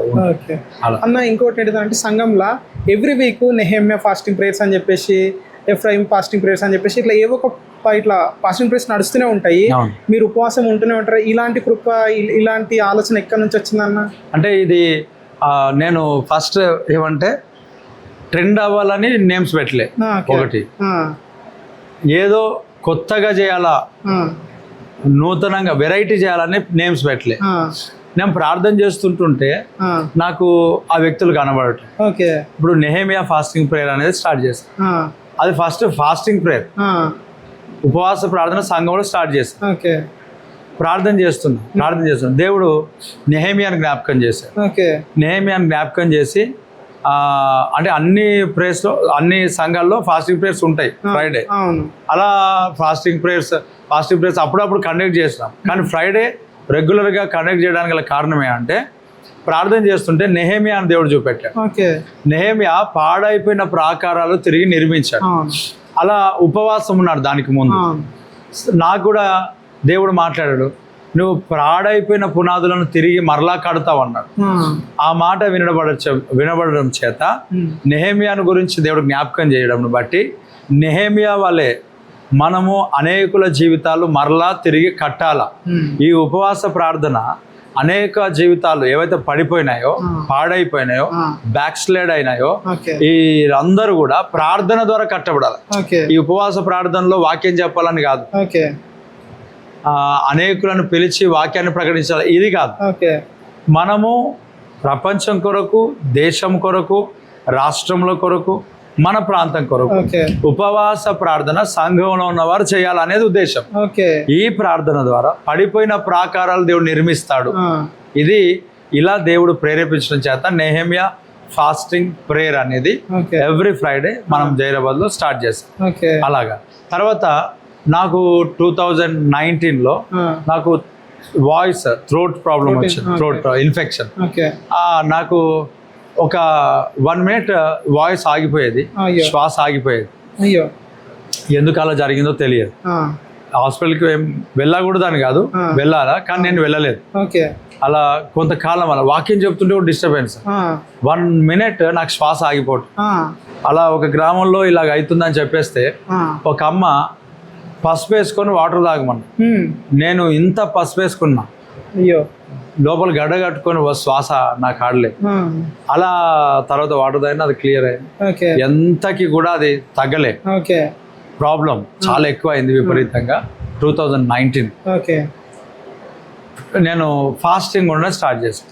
21 days ఉపవాసం ఉండాల. దేవుడు నడిపించాడు. ఉపవాసం నేను ఉండాలని ఉద్దేశం కాదు, నేను ఉండాలని ఆశ. ఆ ఆశ అంతా దేవుడు పెట్టింది. ఎందుకంటే మన వల్ల కాదు ఉపవాసం. దేవుడు నడిపిస్తే 21 days ఫాస్టింగ్ ప్రేయర్స్ చేస్తున్నా. కొన్ని డేస్ అయిన తర్వాత ఆ డే నేను గుర్తుపెట్టుకోలేదు. నేను ఎప్పుడు ప్రారంభించిన దినాలు నేను ఏది గుర్తుపెట్టుకో, ఓకే ఎందుకంటే సెన్సేషన్ అయితే అని నాకు తెలియదు. ఓకే ఏదో ప్రారంభం, సంఘం కూడా డేట్ తెలియదు. మొన్న మా అమ్మ రాసి పెట్టింది. అమ్మ రాసి పెట్టి మొన్న 10 years కి కరెక్ట్ 10 years యానివర్సరీ అనే దాని కొరకు ఆ 10 years లో మా అమ్మ బైబిల్లో రాసి పెడితే అప్పుడు నేను చూసి ఈ డేట్ మన చర్చిది అని అన్నప్పుడు అది చూస్తే నాకు 10 years తర్వాత దొరికింది. నాకు డేట్ తెలియదు అప్పటి వరకు ఏంది, నేను డేట్స్ ఏమి నాకు తెలియదు. అలా 2019లో ఫాస్టింగ్ నేను ఉన్న 21 days ఫాస్టింగ్ ప్రేయర్ చేసిన. ఒక కొన్ని డేస్ అయిన తర్వాత బాగా గట్టిగా నాకు సమస్య వస్తుంది, శ్వాస ఆడతలేదు, దగ్గు వస్తుంది, ఎక్కడికక్కడ ఇబ్బంది అయితే కూడా గట్టిగా అలాగే ప్రార్థన చేయడం, దేవుని స్తుతించడం చేస్తే ఆ రోజు ఆ ప్రార్థనలోనే విడుదల దొరికింది. సింగిల్ గా నేను చేసుకున్నాను. అలా 21 days ఫాస్టింగ్ చేస్తున్నా సెపరేట్ గా, వ్యక్తిగతంగా. దేవుడు మాట్లాడటం చేత సంఘంలో కూడా స్టార్ట్ చేస్తాను 21 days దానియేలు ఉపవాస ప్రార్థన కూడిక. ఎందుకు ఈ డానియల్ ఫాస్టింగ్ ప్రేయర్స్ దేవుడు చేయించాడు అంటే నాకు దేవుడు మాట్లాడాడు. ఇక్కడ మనం దానియేలు గ్రంథంలో మనం చూస్తాం, పారసిక రాజ్యాధిపతి గ్రేకీలు వస్తున్నారు అంటే దానియేలు ప్రార్థన స్టార్ట్ చేశాడు. దేవుని యొక్క దూత మా గాబ్రియల్ వస్తున్నాడు. 21 రోజు ఆకాశంలో దురాత్మలు ఆపాయి. తర్వాత మికాయేలు వచ్చి యుద్ధం చేశాడు. అలా యుద్ధం జరిగించిన తర్వాత వచ్చాడు, మాట్లాడాడు. అంటే దేవుని సన్నిధి భూమిపైనకి రాకుండా, సంఘాల పైనకి రాకుండా, ఈ పరిచర్య పైనకి రాకుండా అపవాది అనేవాడు ఆపుతా ఉన్నాడు. గ్రేకీయుడు వస్తున్నాడు. మరలా ఏమంట ఇవన్నీ ఉన్నాయి. గ్రేకీయుడు వస్తున్నా, నేను వెళ్తున్నా, ఇక్కడ నాకు పారసిక రాజాధిపతి అడ్డుపడ్డాడు అన్నాడు. నేను వెళ్తున్నా, మరలా గ్రేకీయుడు వస్తున్నాడు అన్నాడు. అంటే ఈ గ్రేకీయుడు ఎవరు, పారసిక రాజాధిపతి ఎవరు? దేవుని యొక్క దూతలు. లోక సంబంధమైన కంట్రోలింగ్ అంటే ఈ నాయకత్వం దేవుని దూతలను ఆపలేదు కదా. అంటే ప్రతి ఒక్క సిస్టమ్ భూమిపైన ఏదైతే ఉందో రూలింగ్, దీన్ని కంట్రోల్ చేసేది ఆకాశ మండలం అందులో దురాత్మ సమూహం. అలాగే కొన్ని ప్లేసెస్లలో సువార్తను బ్యాన్ చేస్తున్నారు. ఓకేనా, ఆ సేవకులను కొట్టడం, ఇవన్నీ ఎక్కడి నుంచి ఆపరేట్ జరుగుతున్నాయంటే దురాత్మ సమూహం. అందుకే అన్నాను నేను పారసిక రాజ్యాధిపతిని అడ్డుపరిచింది. అంటే పారసిక రాజ్యమును ఇక్కడ ఒక వ్యక్తి కంట్రోల్ చేస్తే ఆకాశ మండలం అందులో దురాత్మ సమూహాలు ఆ వ్యక్తిని కంట్రోల్ చేస్తున్నాయి. అంటే పారసిక రాజ్యాధిపతిని కంట్రోల్ చేస్తున్న దురాత్మ దానియేలు దగ్గరికి రాకుండా ఆపేది. అంటే ఈ దేవుని రిజల్ట్ వస్తుంటుంటే అనేక ప్రాంతాలు, దేశాలలో, రాష్ట్రాల్లో సువార్త మహిమ చూడకుండా అపవాది అనేవాడు ఆపుతా ఉన్నాడు. సో ఈ సంఘంలో, ఈ పరిచయలో కూడా, దేశంలో, రాష్ట్రాల్లో ఇలా ఆపుతున్నాడు అనేది ప్రార్థనలో నాకు దేవుడు తెలియచేయడం చేత 21 days ఫాస్టింగ్ ప్రేయర్ అని మనం స్టార్ట్ చేసి డానియల్ ఫాస్టింగ్ ప్రేయర్స్ అనేది మనం అలా ముందుకు నడిపించాం. అలా స్టార్ట్ చేసాం 2023లో 22 అనుకుంటా, అది కూడా డేట్ నాకు తెలియదు. 22లో స్టార్ట్ చేసాం. డేట్ నాకు తెలియదు, ఏది ప్రారంభించినప్పుడు నేను డేట్స్ రాసి పెట్టుకోలేదు. ఇప్పుడు 2022లో మనం దానియేల్ ఫాస్టింగ్ ప్రేయర్ స్టార్ట్ చేస్తాం. అది తర్వాత నేను ఒకరోజు ప్రార్థన చేస్తున్నాను, కరువు కాలం, కరువులో కూడా పోషించబడాలని సారెపాతు విధవరాలను దేవుడు చూపించాను. అది నేను చదివాను, ప్రార్థన చేస్తుంటే నాకు ప్రేరేపణ వచ్చింది సారెపాతు కూడికలు పెట్టాలి. సారెపాతు కూడికలు పెట్టిన 2 days అందరు నవ్వుకున్నారు. కానీ ఆ కూడికలకు అటెండ్ అయిన వారిని దేవుడు చెప్పాడు, వారి యొక్క తొట్టిలో పిండి అయిపోదు, బుడ్డిలో నూనె అయిపోదు. ఆ ప్రేయర్కి అటెండ్ అయిన చాలా మంది జీవితాల ఆశీర్వాదాన్ని చూశారు, అభివృద్ధిని చూశారు. దేవుడు అలా ప్రేరేపించిన చేత నేను అలాగా పెట్టాను. ఆ తర్వాత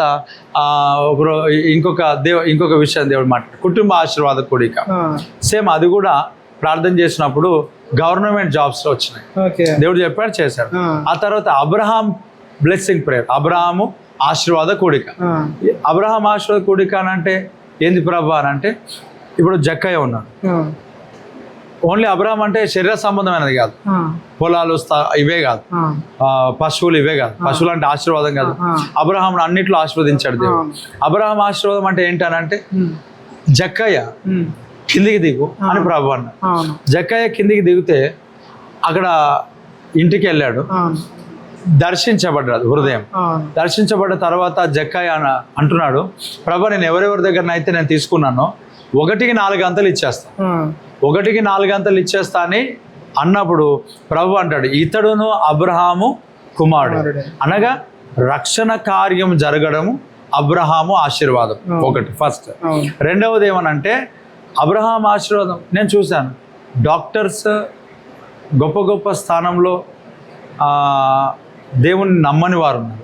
అంటే అన్ని ప్లేసెస్లో కాదు, కొన్ని ఏరియాస్లో, అనగా కొన్ని ప్రాంతాలు కింద చేస్తున్న వారు, పని చేస్తున్న వారు, దేవుని నమ్మిన వారు, ప్రభు ఎందుకు ఇలా? అప్పుడు నాకు దేవుని సన్నిధిలో ప్రార్థన చేసి వీరి కొరకు నేను ప్రార్థన చేస్తాను. సంఘంలో వచ్చేవారు ఆశీర్వదింపబడాలి, నేను నమ్ముకున్న వారు ఆశీర్వదించబడాలి, ఆ దేశం యొక్క ఉన్నత స్థలంల మీద ఎక్కిస్తాను కదా ప్రభు అని ప్రార్థన చేస్తూ వీరు వ్యాపారాలలో అడుగులు వేయాలి, జాబ్లలో కాదు, వ్యాపారాలలో అడుగులు వేయాలి. అంటే కొన్నిట్లో వ్యాపారాలు లోకల్గా చేసినప్పుడు ఫుడ్ ఇవన్నీ సక్సెస్ కాదు, ఎందుకంటే క్యాస్ట్ అన్నీ చూస్తూ ఉంటారు. కానీ దేవుడు నూతనమైన ఆలోచనలు ఇస్తా అని చెప్పాడు. ఈ వ్యాపారాలలోనే వెళ్ళాలి, ప్రతి దాంట్లో ఆశీర్వదింపబడాలనే ఉద్దేశంతో అబ్రహాము ఆశీర్వాద కూడిక అని దేవుడు ప్రేరేపిస్తే సెకండ్రాబాద్ YMCA ప్రేయర్ హాల్లో పెట్టడం జరిగింది 2026 27th ఫిబ్రవరి. అది మరలా పెడతా దేవుడు నడిపించాడు. తర్వాత రాబోయే దినాల్లో ఈసాకు బ్లెస్సింగ్ ప్రేయర్ కూడా దేవుడు ప్రేరేపించాడు. ఇది ఎందుకనంటే ఈ విలేజెస్లలో పత్తి విత్తనాలు నాటుతారు, తర్వాత అవి ఉంటాయి కదా, ఈ విత్తనాలకు అన్నిటి కూడా ప్రార్థన చేసుకొని పోయి ఈసాకు వాళ్ళే నాటాలి అంతే. వారు ఆ సంవత్సరం ఈసాకు విత్తనం వేసి నూరంతలుగా ఫలం పొందాలి, అభివృద్ధి పొందాలి అంతే. దేవుని ప్రజలు అభివృద్ధి పొందాల. అలా అబ్రహాం ఆశీర్వాద ప్రార్థన కూడిక స్టార్ట్ చేసినాం. ఆ మెయిన్ హాల్ మొత్తం నింపబడింది. తర్వాత బయట కూడా ప్రజలు కూర్చున్నారు. 450 నుంచి 500 వితౌట్ ఎక్కువ అడ్వర్టైజ్మెంట్ చేయలేదు. మరి ఎలా దేవుడు నడిపించాడో తెలియదు. 500 వరకు అక్కడ ప్రజలు వచ్చారు, సమకూర్చబడ్డారు, విన్నారు. అలాగే అక్కడికి వచ్చిన వారిలో కొంతమంది వ్యాపారాలు ప్రారంభించాలని చెప్పాను కదా, స్టార్ట్ చేశారు, వర్ధిల్లారు. ఆగిన వ్యాపారాలు కూడా మరలా సాగించబడ్డాయి దేవుని కృప. ఇక్కడికి వచ్చిన వారిలో చాలా మందికి నేనేమంటా అంటే జాబ్ అడుగుతా, ఫస్ట్ జాబ్ చెప్తా ఉంటా, అన్ని విని వారికి సలహా ఇస్తా, వ్యాపారం చేయి, పలానా దాంట్లో దేవుడు నీకు చూపిస్తున్నాడు, నువ్వు దాంట్లో వెళ్తే వర్ధిల్లుతావు. అలా కొంతమందికి నేను చెప్పడం చేత ఒకరోజు వాక్యం చెబుతూ దేవుడు చెప్పినప్పుడు నీ ఇల్లు ఏదైతే ఉందో ఆ గోడ తొలగించి షట్టర్ వేసి షాప్ స్టార్ట్ చేయి, ఆ షాప్ లో గుట్కాలు, బీడి ప్యాకెట్లు అవన్నీ అమ్మొద్దా అని చెప్పి ఒక సహోదరు అలాగనే సేమ్ నేను చెప్పినట్టుగా గోడ పగలగొట్టి ఒక విండో ఏర్పాటు చేసి అక్కడ కిరాణా షాప్ ఏర్పాటు చేసి ఆయన బాగానే కిరాణా షాప్ నడుస్తుందంట, వరదిల్లుతున్నాడు, ఆయన సాక్ష్యం చెప్పాడు. అలా ఈ అబ్రహాం ఆశీర్వాద కూడిక అని. తర్వాత డైలీ తర్వాత ఒకరోజు మన తెలంగాణ భారతదేశం ఎలక్షన్స్ కొరకు ప్రార్థన చేస్తాం. ఇవన్నీ న్యూస్ నేను చూడలేదు, న్యూస్ ఎక్కువ అట్లా కాదు, నేను ప్రార్థనలో నాకు ప్రేరేపించబడి ఈ ఎలక్షన్స్ కొరకు ప్రేయర్ చేస్తాను. ఎలక్షన్స్ కొరకు ప్రేయర్ చేస్తుంటున్నప్పుడు నాకు దేవుడు ఎపాఫ్రా గురించి మాట్లాడాడు. ఎపాఫ్రా ఎవరు? ఎపాఫ్రా అంటే ఇతడు మీ కొరకు ప్రార్థనలో పోరాడేవాడు.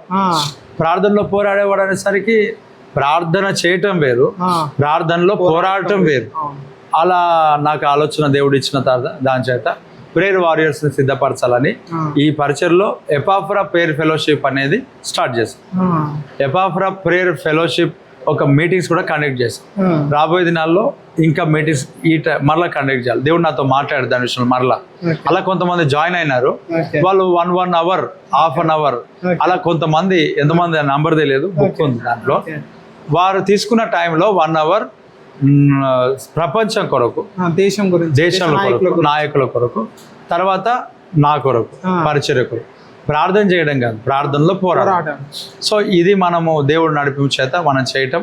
అలాగే ఈ ఎపాఫ్రా ప్రేయర్లో జాయిన్ అయిన వారందరినీ, కొంతమందిని ఎపాఫ్రా ప్రేయర్ సెల్స్ స్టార్ట్ చేయడం, వాళ్ళే ప్రేయర్ చేసుకోవటం, అట్లా ప్రేయర్ అంటే గూగుల్ మీట్ గా అట్లాగా ప్రేయర్ సెల్స్ అట్లా వాళ్ళు చేసుకోవడం. వాళ్ళు ప్రేయర్ కండక్ట్ చేస్తారు. ఇప్పుడు నెక్స్ట్ చేస్తారు, నేనే వెళ్తా, నన్ను ప్రేయర్ వారియర్స్ సిద్ధపరచాలని దేవుడు. అలా ఎపాఫ్రా అంటే పోరాడువాడు, ఇతడు మీ కొరకు సంపూర్ణ ఆత్మ నిశ్చేత గలవాడే వారై ఉండునట్లుగా మీ కొరకు ఎల్లప్పుడూ దేవుగడ పోరాడుతున్నాడు.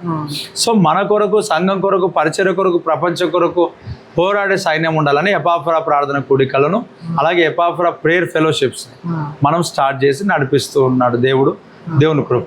అలా ఈ నామకరణాలు చేస్తూ వెళ్తున్నాం. ఇంకా కొన్ని ఇప్పుడు గుర్తులేవు కానీ చూద్దాం, ఇంకా చేయాల్సిన చాలా ఉన్నాయి. దేవుడు నడిపిస్తున్నాడు. చాలా గొప్ప పరిచర్య చేస్తారు. ఇట్లా ఫాస్టింగ్ ప్రేయర్స్ ఉండి చేయడం అనేది చాలా మినిస్ట్రీస్లలో ఈ మధ్యలో తగ్గిపోతుంది అన్న. మీరు దాన్ని రెట్టింపు స్థాయిలో చేయడం అనేది చాలా గొప్ప విషయము.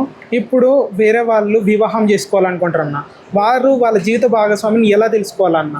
మొట్టమొదట వేరే వాళ్ళు వివాహం చేసుకోవాలి, జీవిత భాగస్వామి తెచ్చుకోవాలంటే నేను వివాహం చేసుకున్న తర్వాత అనేక విషయాలు దేవుడు నాతో మాట్లాడాడు. ఓకే, తెలుసుకోవడంలో మొట్టమొదట ప్రేయర్ చేయడం ఇవన్నీ మనం రెగ్యులర్గా కంటిన్యూషన్లో చేయాలా. అయితే నాకు తెలిసిన విషయం అంటే అబ్రహాం ఉన్నాడు, వివాహ సంబంధం ఏదైతే ఉందో అది సేవకుల ద్వారా అలాగే తల్లిదండ్రుల ద్వారా రావాలి. ఇదే దేవుని చిత్తం అని చెప్పి ఒకటి. రెండవది ప్రార్థన చేయాలి. ఓకే, ఇప్పుడు ఎందుకంటే సేవకులు అంటే అందరూ కరెక్ట్ అయిన సేవకులై దేవుని దర్శనంతో వారేం తీసుకురారు. కుటుంబాలు అంతా మనకు మేలుకరంగా ఉండాలని వాళ్ళు ఏం తీసుకురారు. కొన్నిసార్లు సేవా పరిచర్యకు కుటుంబానికి కుదరదు. అలాంటి టైంలో దేవుని చిత్తం తెలుసుకోవాలనుకుంటే నేను నాకు స్టార్టింగ్లో ప్రార్థన చేస్తున్నాడు, కొన్ని పుస్తకాలు చదివి అలాగే ప్రార్థన చేస్తూ దేవుడు నాకు తెలియజేసిన విషయాలు ఏంటంటే, ఒక విషయం గురించి కంటిన్యూస్గా ప్రార్థన చేసినప్పుడు దేవుని చిత్తంలో లేనిది మొట్టమొదట పైనికి రావటం, కంటిన్యూస్గా దాని గురించి ప్రార్థన చేయటం బట్టి అది తొలగిపోయి దేవుని చిత్తమైంది స్థిరంగా నిలబడటం. ఎంతైనా వెయిట్ చేసి నిలవబడి అలా ఉండటం బట్టి అలా దేవుని చిత్తం తెలుసుకోవచ్చు. అలాగే నేను చాలా విషయాల్లో దేవుని చిత్తాన్ని తెలుసుకోవడం దాంట్లో నేను పరీక్షించడం జరిగింది. అంటే ఈ టైంలో ఇది నాకు ఇది జరిగించినప్పుడు నీ చిత్తమని నేను భావిస్తాను అని దేవుడు మాట్లాడిన తర్వాత వాక్యం ద్వారా, దేవుడు కొన్ని ప్రత్యక్షత ద్వారా, ప్రేరేపణ ద్వారా, సేవకుల ద్వారా ఇవన్నీ జరిగిన తర్వాత కూడా కొంచెం నాకు విశ్వాసం తక్కువ. దేవుని దగ్గర కన్ఫర్మేషన్ గిద్యోన్ లాగా నాకు ఇలా జరగాల అలా జరగాల సూచనలు అడిగి నాకు దేవుడు సూచనలు ఇచ్చాడు. ఒక ఎగ్జాంపుల్, కొన్ని మీటింగ్స్ పెట్టేప్పుడు దేవుని సలహా నేను సూచనలు అడిగిన. ఎలా అడిగానంటే దేవుడు ప్రేరేపించిన తర్వాత ఫంక్షన్ హాల్స్ లో పెట్టాలి, ఎందుకంటే మనకు స్థలం సరిపోదు. మనము ఇక్కడ పెట్టకపోవడానికి కారణం స్థలం సరిపోదు. ఇప్పుడు ఫంక్షన్ హాల్ అంటే అమౌంట్ తో కూడినది. ఈ అమౌంట్ తో కూడింది ఇప్పుడు ఏం చేయాలంటే, ప్రభా నాకు 3 days లో నాకు ఇంత అమౌంట్ గా ప్రార్థన చేసి ఈవినింగ్ లోపే అంత అమౌంట్ వచ్చేది. ఒక ఎగ్జాంపుల్, కారు విషయంలో వ్యాగనర్ ఫస్ట్ మనం సెకండ్ హ్యాండ్ వెహికల్ తీసుకున్నాం. మనం సెకండ్ హ్యాండ్ వెహికల్ ఎప్పుడు తీసుకున్నాం? 2020లో తీసుకున్నాం. 2016లో డాడీ వాళ్ళ కారు ఉంది. డాడీ వాళ్ళ కారుతో వ్యక్తి అట్లా పరిచర్యకి వెళ్ళినాం, కానీ అది అన్నిట్లో మనం తీసుకోలేక 2016లో 16 కాదు 15 ఆ టైంలో యాక్సిడెంట్ అయింది. అది కార్ పాడైపోయింది. ఆ తర్వాత అప్పటి నుంచి ఆటోస్లో, బైక్స్లలో గ్రామాలకు వెళ్తుండే కదా, బ్లాంకెట్స్ కప్పుకొని వెళ్ళినాం. ఒక్క బైక్ లో 4, 40 కిలోమీటర్, 50 కిలోమీటర్ ఒక్క బైక్ లో 4. ఒకసారి 100 కిలోమీటర్ ఒకటే బైక్ యూనికాన్. ఒక చిన్న ప్లేస్ లో మనం ప్రేయర్ సెల్ కండక్ట్ చేస్తాం. అక్కడ ఒక్క బైక్ లో 5 members. తర్వాత ఇక్కడ సైడ్ ప్యాడ్స్, ఒకటి స్ట్రేంజర్ పెద్దది 11,000 ఏమో ఉంటుంది అప్పుడు స్ట్రేంజర్. ఆ తర్వాత మైక్స్, తర్వాత కీబోర్డ్ తీసుకోలేదు, కొన్ని మైక్స్, మొత్తానికి ఇన్స్ట్రుమెంట్స్, మైక్స్ అన్ని, టేబుల్, ఇలాంటి ఫోల్డబుల్ టేబుల్ అన్ని తీసుకొని ఒక బైక్స్ లో ఒక 4, ఒక్కోసారి రెగ్యులర్ గా 4, ఒక్కోసారి 5 members ఒక బైక్ లో.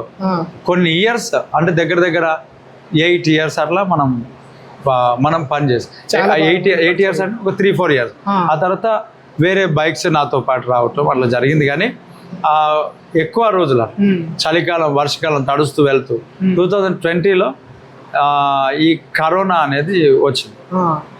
ఈ కరోనా రావటం చేత జరిగింది ఏమంటే, నాకు అప్పుడు ఇంట్లో అంటే బియ్యము అవన్నీ అప్పుడు పరిచర్య ఆగిపోయినాయి కదా. ఈ ఆగిపోవడం చేత నేను ప్రార్థన చేస్తాను. ఈ ఆగిపోవటంలో అప్పటికి మనం కొంచెం సోషల్ మీడియాలో కొంచెం చిన్నగా ఉంది. మనం 2010 నుంచి సోషల్ మీడియాలో ఉన్నాం, కానీ ఎక్కువ దానిపైన ఫోకస్ చేయలేదు. అయితే ఆంధ్రప్రదేశ్ నుంచి ఒక దైవజనుడు నాకు కాల్ చేశాడు, ఓకే మాకు సపోర్ట్ చేయండి సార్, మాకేం లేదు అని. ఓకే నాకే ఇక్కడ దిక్కు లేదు, నీకేం చేద్దామని నేను అనుకున్నా మనసు. ఆయనకు అన్నాను, బ్రదర్ దేవుడు సాయం చేస్తే చూద్దామని, నా పరిస్థితి మీరు చూసినంత ఈజీగా ఉండదు అని బాగా ఆయన అన్న తర్వాత బాగా ప్రార్థన చేశాను. ప్రేయర్ చేసిన తర్వాత మెల్లిగా నాకు ఒకరొకరు ఆ కానుక ఇవ్వడం స్టార్ట్ అయ్యింది. అది ఎట్లా జరిగిందో తెలియదు. అప్పుడు నేను కొంతమందిని కరోనా కాలంలో వాళ్ళకి పాపం ఆఫరింగ్ పంపించాను, ఒకరిద్దరు కాదు కొంతమందికి పంపించాను. అలా కొన్ని అంటే ఒక 3-4 years వరకు రన్ అయింది ఒకరికి. ఆ కరోనా టైంలో నేను కొంతమంది అలా కరోనా రాగానే మనం పరిచర్య ఆపలేదు. ఎందుకో నాకు తెలియదు, కరోనా అనేకులకు ఇబ్బంది కలిగజేస్తే దేవుడు నాకు ఆశీర్వాదం కలిగజేస్తే, ఎందుకంటే పనివాడి జీతానికి పాత్రుడు.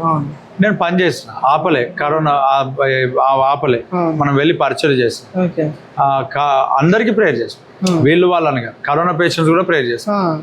ఎందుకంటే నాకు అనిపించింది ఈ టైంలో కూడా, ఇప్పుడు ఆ టైంలో చాలా ఒక వాక్యాన్ని వైరల్ చేశాను, ఉగ్ర దినమందు దాచుకో, తర్వాత బయటికి రా, తలుపేసుకో. నాకు ఇబ్బందిగా అనిపించింది, ఎందుకు ప్రభా ఇట్లా, నాకు భయపడుతున్నా, సేఫ్టీ తీసుకున్నా, నాకు నచ్చట్లేదు, ఎందుకు చేయకూడదు. తర్వాత ఏమైందంటే ఇంట్లో కూర్చున్న వాళ్ళకు కూడా కరోనా వచ్చినాయి ఆ టైంలో. ఎట్లా అయినా చచ్చిపోతున్నారు కదా, మనం పరిచయం చచ్చిపోతే దేవుడు లెక్క చెప్పొచ్చు కదా అని ఆలోచన వచ్చి ఆ టైంలో ప్రార్థన చేస్తుంటే ఆ టైంలోనే ఈ మాట వినబడింది, చర్చ్ ఆఫ్ లివింగ్ గాడ్, జీవం కలిగిన దేవుని సంఘం. ఆ తర్వాతనే దాన్ని మన మినిస్ట్రీ కింద దాన్ని పెట్టడం జరిగింది, ట్యాగ్ లైన్ పెట్టాం, చర్చ్ ఆఫ్ లివింగ్ అంటే జీవం కలిగిన దేవుని సంఘం, విషపూరితమైనది ఆయనను ఎంత మాత్రం హాని చేయదు. అలా దేవుని సన్నిధిలో మనం వెళ్ళి ఇక్కడ పేషెంట్స్ వచ్చారు, ప్రార్థన చేసాం, దేవుడు గొప్ప కార్యం చేశాడు, ఎక్కడ ఎలాంటి ఇబ్బంది జరగలేదు, దేవుడు నడిపించాడు. ఈ 13 ఏళ్ళ సేవ జీవితంలో మీరు హ్యాపీగా ఫీల్ అయిన ఒక మూమెంట్ అంటే ఏంటిది, సాడ్గా ఫీల్ అయిన ఒక మూమెంట్ అంటే ఏంటిది? అంటే సేవ జీవితంలో నాకు బాధ అనేది ఎప్పుడు లేదు, నేను సంతోషంగా ఉన్నా. ఇది అంటే ఈ మాట నిజంగానే నాకు అంటే నాకు అట్లాంటి మరీ ఎక్కువగా హ్యాపీ అంటే ఎందుకు నాకు అట్లా లేదు అంటే, నాకు దేవుని సన్నిధిలో ఆనందం ఉంది, ఇప్పుడు కూడా ఆనందంతో ఉంది. ఒక వస్తువు లేక ఏదైనా తీసుకురావటం లేకపోతే కొనటం, దీన్ని బట్టి నాకు ఎప్పుడు అంత సంతోషం రాలేదు. దేవుని సన్నిధిలో ఆరాధనలో వాక్యం చెప్పేటప్పుడు, వాక్యం వినేటప్పుడు, నా వ్యక్తిగత ప్రార్థనలో ఈ టైంలో ఉన్నంత సంతోషం నాకు ఎప్పుడూ దొరకలే. కాబట్టి నేను ఎప్పుడు ప్రార్థన చేసినా నాకు చాలా సంతోషం అనేది ఉంది. ఎన్ని రకాలైన ఇబ్బందికరమైన పరిస్థితులు నాకు అనిపించినా నాకు ఆనందంతో నేను ఇప్పుడు కూడా ఉన్నా. ఎందుకు అని అంటే వస్తువులను బట్టి ఆనందం నాకు రాలేదు, దేవుళ్ళో అయితే ఉన్నాను కాబట్టి స్పెషల్ మూమెంట్ అనేది ఏం లేదు. కానీ రక్షణ ఆనందం ఏదైతే ఉందో అది స్టార్టింగ్ లో అది తరచుగా అప్పుడప్పుడు నేను ఎక్స్పీరియన్స్ అవుతుంటా. ప్రతి ఆరాధనలో నేను చాలా ఉన్నతమైన ఆనందంతో నేను ఉంటా. మా నాన్నమ్మ చనిపోయినప్పుడు ఒకరోజు మన భూస్థాపన కార్యక్రమం నిమిత్తం కొండపైన ఉంది, అక్కడ ఒక గట్టు కొండపై భూస్థాపన చేసి అక్కడ నిల్చున్నా. ఆ వాతావరణం ఒకసారి చూసినప్పుడు మా ప్రాంతం నాకు బెత్లెహేం లాగా అనిపిస్తుంది, యెరూషలేం లాగా, బెత్లెహేం లాగా. నేను ఆ వాతావరణం చూసినప్పుడు కళ్ళ నుంచి నీళ్లు గారిపోయి నేను దేవుని స్తుతిస్తున్నా. మన నాన్నమ్మ చనిపోయినప్పుడు దేవుని దగ్గరికి వెళ్ళింది కదా, మరలా కలుసుకుంటాం అంటే నాకు అంత బైబుల్ జ్ఞాపకం రావటం, దాన్ని బట్టి నేను కళ్ళ నుంచి నీళ్లు గారి ఏడుస్తున్నప్పుడు ఒక దైవజనుడు వచ్చి, బాధపడకు, చాలా అటాచ్మెంట్ ఉన్నది నీతో ఉన్నట్టున్నది అని అన్నాడు. కానీ నిజానికి నేను ఏడుపు వచ్చింది, ఏడ్చిన సందర్భం ఉంది నాన్నమ్మ చనిపోయినా. కానీ ఆ టైంలో నేను ఏడవడానికి కారణం వేరే. సో నాకు నేను ఎక్స్పీరియన్స్ అయిన నాది వస్తువులను బట్టి, పరిస్థితులను బట్టి, పర్టికులర్ టైం అంటే కుమారుని బట్టి కాదు, కుమార్తెని బట్టి కాదు, భార్య బట్టి, లేక పిల్లలు, కారు, ఏది ఉన్నా నాకేమి అంత ఆనందాన్ని అంటే ఆనందమే, కానీ అంత ఆనందాన్ని ఇట్లా బండ గుర్తుగా చెప్పాల్సిన మూమెంట్స్ అనేటివి నా జీవితంలో కలిగించలేకపోయినాయి. ఎందుకు అని అంటే నేను ఇదే నాకు పెద్ద ఎక్స్పీరియన్స్ గా ఇప్పుడు కూడా ఆనందం ఉంది. దీనికంటే మళ్ళీ వ్యక్తిగత ప్రార్థనలో ఇంకొక కొంచెం ఆనందం ఎక్కువ, పాటలు పాడుకున్నప్పుడు సంతోషం. సో అట్లా నాకు ఏం లేదు. కాకపోతే కొన్ని సందర్భాల్లో ప్రత్యేకంగా దేవుడు దర్శించిన అనుభవాలు ఉన్నాయి, దాంట్లో చాలా ఆనందం అనేది. అయితే కుమారుని బట్టి దేవునికి స్తోత్రం, ఆనందమే. భార్యను బట్టి ఆనందం, ఫ్యామిలీని బట్టి ఆనందం, పరిచర్యను బట్టి ఆనందం, ప్రజలు రావటం బట్టి ఆనందం. ఇవన్నీ ఓకే, జరుగుతుంది. తర్వాత సాడ్ అనేది అలాంటి పెద్ద అనేక రకాలుగా ఉన్నాయి, కానీ చెప్పుకోవాలన్న దానిపైన వెళ్ళట్లేదు. ఎందుకనంటే ఎంత సమస్య, ఎంత సాడ్ ఏది ఉన్నా దేవుని సన్నిధికి రాగానే అవన్నీ తొలగించబడతా ఉన్నాయి. కాబట్టి పెద్దగా నేను ఓకే కృంగిపోయినా చాలాసార్లు, ఇబ్బంది పడ్డా చాలాసార్లు అనారోగ్య పరిస్థితులకి. కానీ ఇది అంటే నాకు అనిపించా, మనం అనేక శ్రమలను అనుభవించి దేవుని రాజ్యంలో ప్రవేశించాం. బంధకంలోనూ శ్రమలను నా కొరకు కాచుకొని ఉన్నాయి. నా ఏ దాన్ని బట్టి అట్లా ఎక్కువగా నేను ఫీల్ అవ్వలేదు. ఉన్నాయి కానీ పెద్దగా ఇట్లా నేను చెప్పడానికి నాకు ఏం లేదు. అంటే మోసం జరిగినాయి, సేవలో పరిచయలు తృణీకారం జరిగింది, వేలు పెట్టి తిరస్కరించడం జరిగింది, తిట్టిన వాళ్ళు ఉన్నారు, దూషించిన వాళ్ళు ఉన్నారు. దేవుని కృపను బట్టి ఇంకా దెబ్బలు తినలేవు దేవుని పరిచయలో. కానీ పరిచర్యలో ఉన్న మన సహోదరులు కొంత ఇబ్బందికి గురైనారు. తర్వాత అంటే ఎలాంటి కరమైన మోసపోయారు సార్ మీరు? పరిచర్యలో మోసకరమైన పరిస్థితులు అని అంటే సేవ పరిచర్య, అంటే మోసం అంటే మోసం అని చెప్పుకోవడానికి కూడా లేదు. ఎందుకనంటే ప్రేమ అన్నింటిని నమ్మును. అవును, ఇంకా నమ్మును అన్నప్పుడు అవతల వ్యక్తి మోసం చేస్తున్నాడు అని తెలిసి కూడా నమ్మటం అనమాట. అది మోసం అనే దానివల్ల మరి ఏమన్నా తెలియదు. కాబట్టి రకరకాలుగా సమస్యలు లేవని నేను చెప్పట్లే. కృంగుదల, కష్టము, కన్నీరు, బాధ, ఆర్థిక సమస్యలు అన్నీ ఉన్నాయి. కానీ పెద్ద సమస్యలుగానే నేను దీని గురించి ప్రత్యేకంగా ఇంత బాధపడడం లేదు. బాధపడడం, ప్రార్థన చేసినాం, రిజల్ట్ రావడం, అలా వెళ్ళిపోవడం, ఇలా జరుగుతాం. కాబట్టి స్పెషల్ మూమెంట్ అనేది ఏది చెప్పుకోవడానికి నాకు అంతగా దానిపైన ఫోకస్ నేను పెట్టలే. అట్లా ఆర్థికంగా కానీ అనేక దూషించిన మాటలు కూడా ఉన్నాయి, తృణీకరించిన మాటలు అన్ని రకాల, అంటే చాలా భయంకరంగా, ఒకటి రెండు కాదు, భయంకరంగా. కానీ నాకెప్పుడు అంత ఇంకోటి ఏమంటే కొన్ని సందర్భాలు కొంతమంది తృణీకరించినప్పుడు, ఇబ్బంది కలిగినప్పుడు నాకు ఎందుకో ఆనందం కలిగింది, సంతోషం కలిగి. అది డిఫరెంట్ ఎక్స్పీరియన్స్. నేను మాటల్లో చెప్పడానికి అయితే రాదు, ఇది వాస్తవం. ఇది ఎవరికైనా చెప్తే ఇటు మనిషి అనుకోవచ్చు, లేకపోతే ఇంకోటి. కానీ నాకు జరిగేది నాకు తెలుసు. ఒకరోజు ఒక దైవ సేవకుడు నాకు అభిషేకం లేదని తృణీకరించాడు. నేను ఫస్టే కొందరి దగ్గరికి వెళ్ళాను, స్టేజ్ ఎక్కడ తృణీకరించాను. ఎందుకనంటే ఒక ప్రోగ్రామ్ జరుగుతుంది, ఆయన అడిగాడు ఇలా నీకు జరిగిందా అని అడిగాడు. వారిలాగా జరగలేదు, వేరేలాగా జరిగింది. నేను అన్నా ఇలా జరగలేదు. సో కొంచెం అవన్నీ నేను ఇప్పుడు వివరించను, కానీ తృణీకారం మాత్రం జరిగింది. దాన్ని బట్టి వచ్చి కొంచెం బాధ అనిపించింది, ఏడ్చాను, కన్నీరు గార్చాను, దేవుని సన్నిధిలోకి వచ్చి ప్రార్థన చేశాను. ఆ బాధ కొన్ని సెకండ్స్లో, కొన్ని నిమిషాలలో ఉన్నది. కానీ ఆ తృణీకరించిన ఆ ప్లేస్లోనే తృణీకరింపబడిన రాయి మూలకు తలరాయారు. ఇది యెహోవా ఏర్పాటు చేసిన దినం, తృణీకారమును దేవుడే ఏర్పాటు చేశాడు అనేది నాకు మనసులో, మైండ్లోనికి వచ్చి అప్పుడు చాలా సంతోషపడ్డాను. నేను చాలా బలంగా ప్రార్థన చేశాను. సో అట్లాంటి నేను పెద్ద ఫీల్ అయింది అప్పుడు, మట్టుకు అట్లా అనిపించింది ప్రార్థనలో వెళ్ళగానే. అదే నాకు సంతోషంగా మారి. సో ఇప్పుడు ఏం చెప్పుకోవాలి దాన్ని? ఇప్పుడు మీరు వాక్యం చెప్తున్నప్పుడు భాషలలో మాట్లాడతారు, ప్రేరల భాష, ఇట్లా భాషలలో మాట్లాడతారు కదా, భాషల గురించి మీ అభిప్రాయం ఏంటి? భాషల గురించి నా అభిప్రాయం ఏంటంటే, ఇప్పుడు దేవదూతల భాష ఉంది, మనుషుల భాష. అపోస్తుల కార్యం 2వ అధ్యాయంలో జరిగింది మనుషుల భాష, అక్కడ మనకు కనిపిస్తుంది. అక్కడ దేవదూతల భాష కూడా జరిగింది అని మనం చెప్పినా మనకు వాక్యం చూపెట్టు అని అడిగే వాళ్ళు కొంతమంది. సో దాని గురించి అక్కడనే మనం వివరించలేని పరిస్థితుల్లో మనం ఉంటాం. కానీ జరిగింది అనేది మాత్రం వాస్తవం. అయితే ఇదాన్ని మనము బిబ్లికల్గా వాక్యం కోట్ చేసి చెప్పలేము. అయితే 13వ అధ్యాయంలో, 1 కొరింథీయులకు రాసిన పత్రిక 13వ అధ్యాయంలో అపోస్తలుడైన పౌలు అంటాడు, నేను దేవదూతల భాషలతోనూ మనుషుల భాషలతోనూ మాట్లాడను, ప్రేమ లేకపోతే నేను వ్యర్థుడను. కాబట్టి దేవదూతల భాష వేరు, మనుషుల భాషలు వేరు.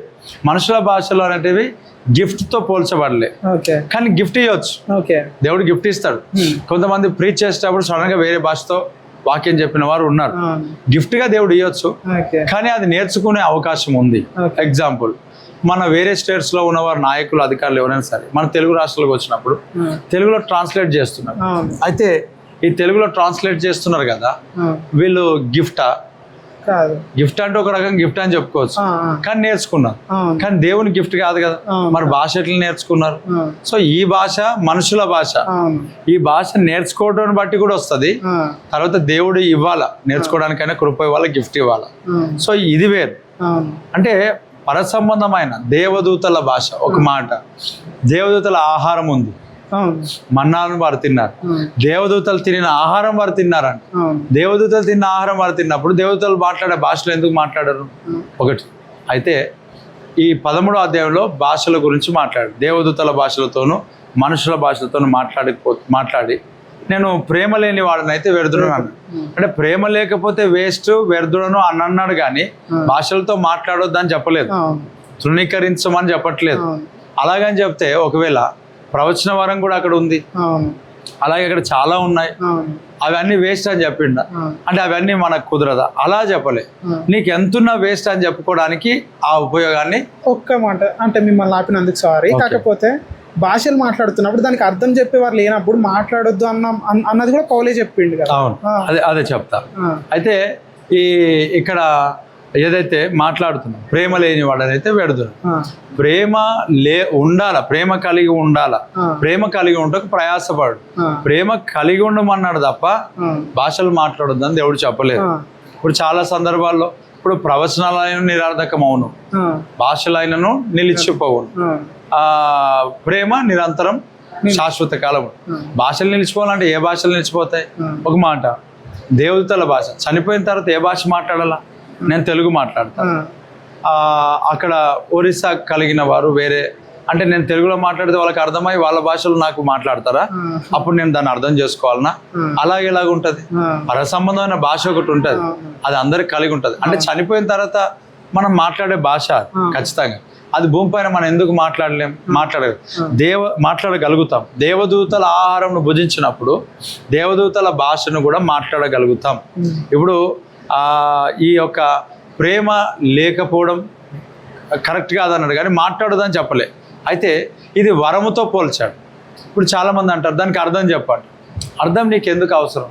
ఇప్పుడు నా బోర్డు మీద రాయడానికి దేవుడు అవకాశం ఇవ్వలే. దేవుడు అవకాశం ఇవ్వండి, లిపి తీసుకొని వచ్చి నీకెందుకు నేను రాయాలా, నీకెందుకు నేను నేర్పించాలా? ఇది నీకు స్కూల్ పెట్టి నేర్పిస్తే వచ్చేది కాదు. నేను అన్నట్టుగా నువ్వు కాపీ కొట్టి అనడం కాదు. సో నువ్వు అర్థం అడుగుతున్నావు అంటే అర్థం నువ్వు కాదు నాకు అడగాల్సింది. అర్థం దేవుడు నాకు చెప్పాలనుకున్నప్పుడు చెప్తా. అంటే మీరే పరిశుద్ధులు అట్లాగంటే పరిశుద్ధులు, దేవుని నమ్ముకున్న వాళ్ళందరూ పరిశుద్ధులే, యేసు రక్తంలో కడగబడిన వారందరూ పరిశుద్ధులే, వారందరూ నీతిమంతులే. భాషలతో మాట్లాడినంత మాత్రాన, మనము అర్థం చెప్పలేకపోయినంత మాత్రాన మనం ఇలాంటి అన్ని ట్యాగ్ లైన్స్ ఇచ్చి దాన్ని తృణీకరించడం కరెక్ట్ కాదు. ఒకటి. తర్వాత భాషలకు అర్థం చెప్పు వరం ఉంటేనే మాట్లాడమన్నాడు. నేను స్టేజ్ మీదకి ఎక్కాను. స్టేజ్ మీదకి ఎక్కిన తర్వాత మొత్తానికి భాషలే మాట్లాడినా 1 hour. లాస్ట్కు భాషలోనే ప్రార్థన చేసి ఆమె అన్న దిగిపోయినా. ఉపదేశం పొందని వాడు వస్తే ఖచ్చితంగా మనకు అర్థం కాలేడు కాబట్టి ఏం అర్థం అవుతుంది? నేను గంట ప్రసంగంలో ఆరాధన చేసేటప్పుడు వాక్యం ఏం చెప్తుందంటే భాషలతో మాట్లాడేవాడు దేవునితో మాట్లాడుతున్నాడు. ఎవరితో మాట్లాడుతున్నా? దేవునితో మాట్లాడుతున్నా. తనకు తానే భాషలతో మాట్లాడువాడు తనకే క్షేమాభివృద్ధి కలుగజేస్తాడు. ప్రవచన వరము సంఘ క్షేమాభివృద్ధి కొరకు, భాషల వరము నా క్షేమాభివృద్ధి కొరకు. సో నా క్షేమాభివృద్ధి కొరకు నేను వాక్యం ప్రకటిస్తున్నప్పుడు, నేను వాక్యాన్ని ప్రీచ్ చేసేటప్పుడు, వాక్యము డెలివరీ అవుతున్నప్పుడు అపవాది కార్యాలు కూడా వెంబడిస్తూ ఉంటాయి కదా, ఆటంకపరుస్తూ ఉంటాయి కదా. నాకు నేను శక్తిని పొందుకోవడానికి మధ్యలో మైక్లో భాషలు మాట్లాడుతున్నా కదా, ఆ మధ్యలో మైక్లో భాషలు మాట్లాడుతున్నంత మాత్రాన ఆ అర్థం చెప్పాల్సిన రూల్ అక్కడ లేదు. ఒకటి. నేను పూర్తిగా భాషలు మాట్లాడతలే కదా. 1 hour ప్రసంగంలో మన సేవకులు మాట్లాడే దాంట్లో మరి ఎంతసేపు మాట్లాడుతున్నారు భాషలు? ఉపదేశం తెలుగులోనే ఇస్తున్నాం లేదా ఇంగ్లీష్లోనే ఇస్తున్నాం, భాషలకు కొద్దిసేపు మాట్లాడుతున్నాం. మరి ఆరాధన చేసేటప్పుడు కొన్ని సందర్భాలు తెలుగులో ఆరాధన చేస్తూ ఊర్లోకి వెళ్ళినా కూడా వి ప్రేజ్ యూ మాస్టర్ అన్నాను. అర్థం కాదు కదా, ఎందుకు అంటున్నావు ఆ మాట? అంటే అర్థం కాకపోయినా ఇంగ్లీష్లో మాట్లాడుతున్నప్పుడు వాళ్ళకి అర్థం కాకపోయినా కూడా భాషలతో నాకు నేను బలపరచుకోవడంలో తప్పేముంది? అయినా పూర్తిగా నేను భాషలు మాట్లాడి వెళ్ళిపోవట్లేదు కదా. కావలసిన ఉపదేశం నేను ఇస్తున్నాను కదా, కావలసిన అవసరతలు నేను అక్కడ చెప్తున్నాను కదా. ఒకటి. తర్వాత భాషలు మాట్లాడుతున్నప్పుడు దాని వెనకాల కొన్ని సందర్భాలు అర్థం చెప్పిన దినాలు కూడా ఉన్నాయి. భాషలు మాట్లాడిన తర్వాత సంఘానికి అవసరమైన మాటలు దేవుడు రివీల్ చేసేది కూడా ఉన్నది. కాబట్టి భాషలు మాట్లాడాలంటే ఖచ్చితంగా ట్రాన్స్లేటర్ ఉండాలి. 100% కరెక్టే. మరి నేను పూర్తిగా అర్థం కాని భాషలతో ప్రసంగం చేయట్లేదు కదా ట్రాన్స్లేటర్ పెట్టుకోవడానికి. కాబట్టి నాకు నేనుగా మాట్లాడుకుంటున్నా, నాకు నేనుగా బలపరుచుకుంటున్నా, నాకు నేనుగా అభిషేకంలో ఇంక్రీజ్ అవుతున్నా. అక్కడ వాక్యం ప్రకటించేటప్పుడు అది అవసరం. ఎందుకంటే దేవుని రాజ్యము మాటలతో కాదంట, శక్తితో ఉన్నదంట. దేవుని రాజ్యం శక్తితో ఉన్నప్పుడు ఆ శక్తి నాకు కావాలా, పరసంబంధం. అలాగని చెప్పి తెలుగులో ప్రార్థన చేసి దేవుడు వినడా? మోగవాడు ప్రార్థన చేసినా దేవుడు వింటాడు. దాన్ని బట్టి భాషలతోనే చేయాలని రూలు అలాంటివి ఏం లేవు. వరం ఎందుకు ఇచ్చాడు? నా క్షేమాభివృద్ధి కొరకు ఇచ్చాడు. సో నేను దేవుని సొంత శక్తిని పొందుకుంటున్నాను. నాకు ఇచ్చిన సిస్టమ్ ఇది, నాకు దేవుడు ఇచ్చిన నడిపింపు ఇది, దేవుడు ఇచ్చిన దర్శనం ఇది. సో అందరూ భాషలు పొందుకోవాలని నేనేం అనట్లేదు. నాకు నేనుగా దేవునితో మాట్లాడుకున్నాను. ఈ వరం నేను కలిగి ఉన్నా, దేవుడు నాకు ఇచ్చాడు. కాబట్టి నేను ఈ వరం ద్వారా దేవునితో నేను మాట్లాడుకుంటున్నా. ఇది నా పర్సనల్ ఎక్స్పీరియన్స్.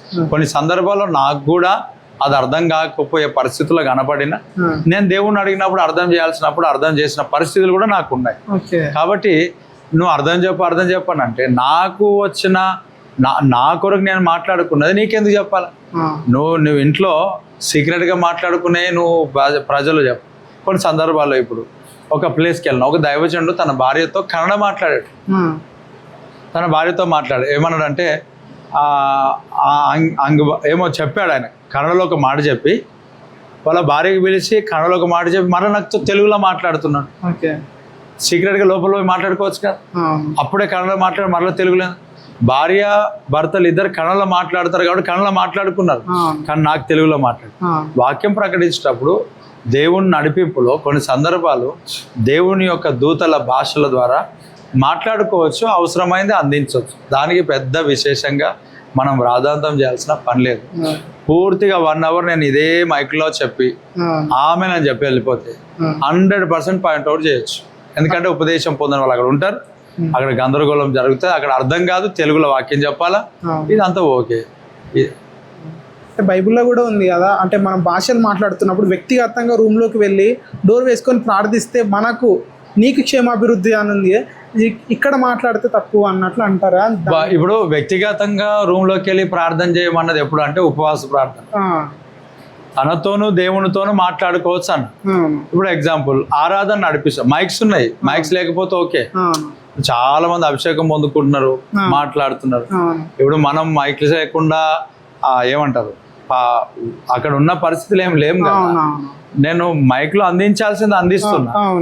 ఒక మాట, ఇక్కడ అందరు ఉన్నారు, దేవుణ్ణి అడగండి, ప్రార్థన చేయండి. వాళ్ళు కూడా వ్యక్తిగతంగా గట్టిగా అడుగుతున్నారు. వ్యక్తిగతంగా గట్టిగా ఎందుకు అడగాల? లోపలికి వెళ్ళు. అరే సంఘముగా కూడుకున్నాం, సంఘముగా ఆరాధన చేస్తున్నాం, సంఘముగా దేవుని స్తుతిస్తున్నాం, అందరం కలిసి దేవుణ్ణి ఆరాధన చేస్తున్నాం. అక్కడ అల్లరి కలిగింది, అల్లరి కలిగింది. 2వ అధ్యాయంలో అపోస్తలుల కార్యంలో అల్లరి కలిగింది.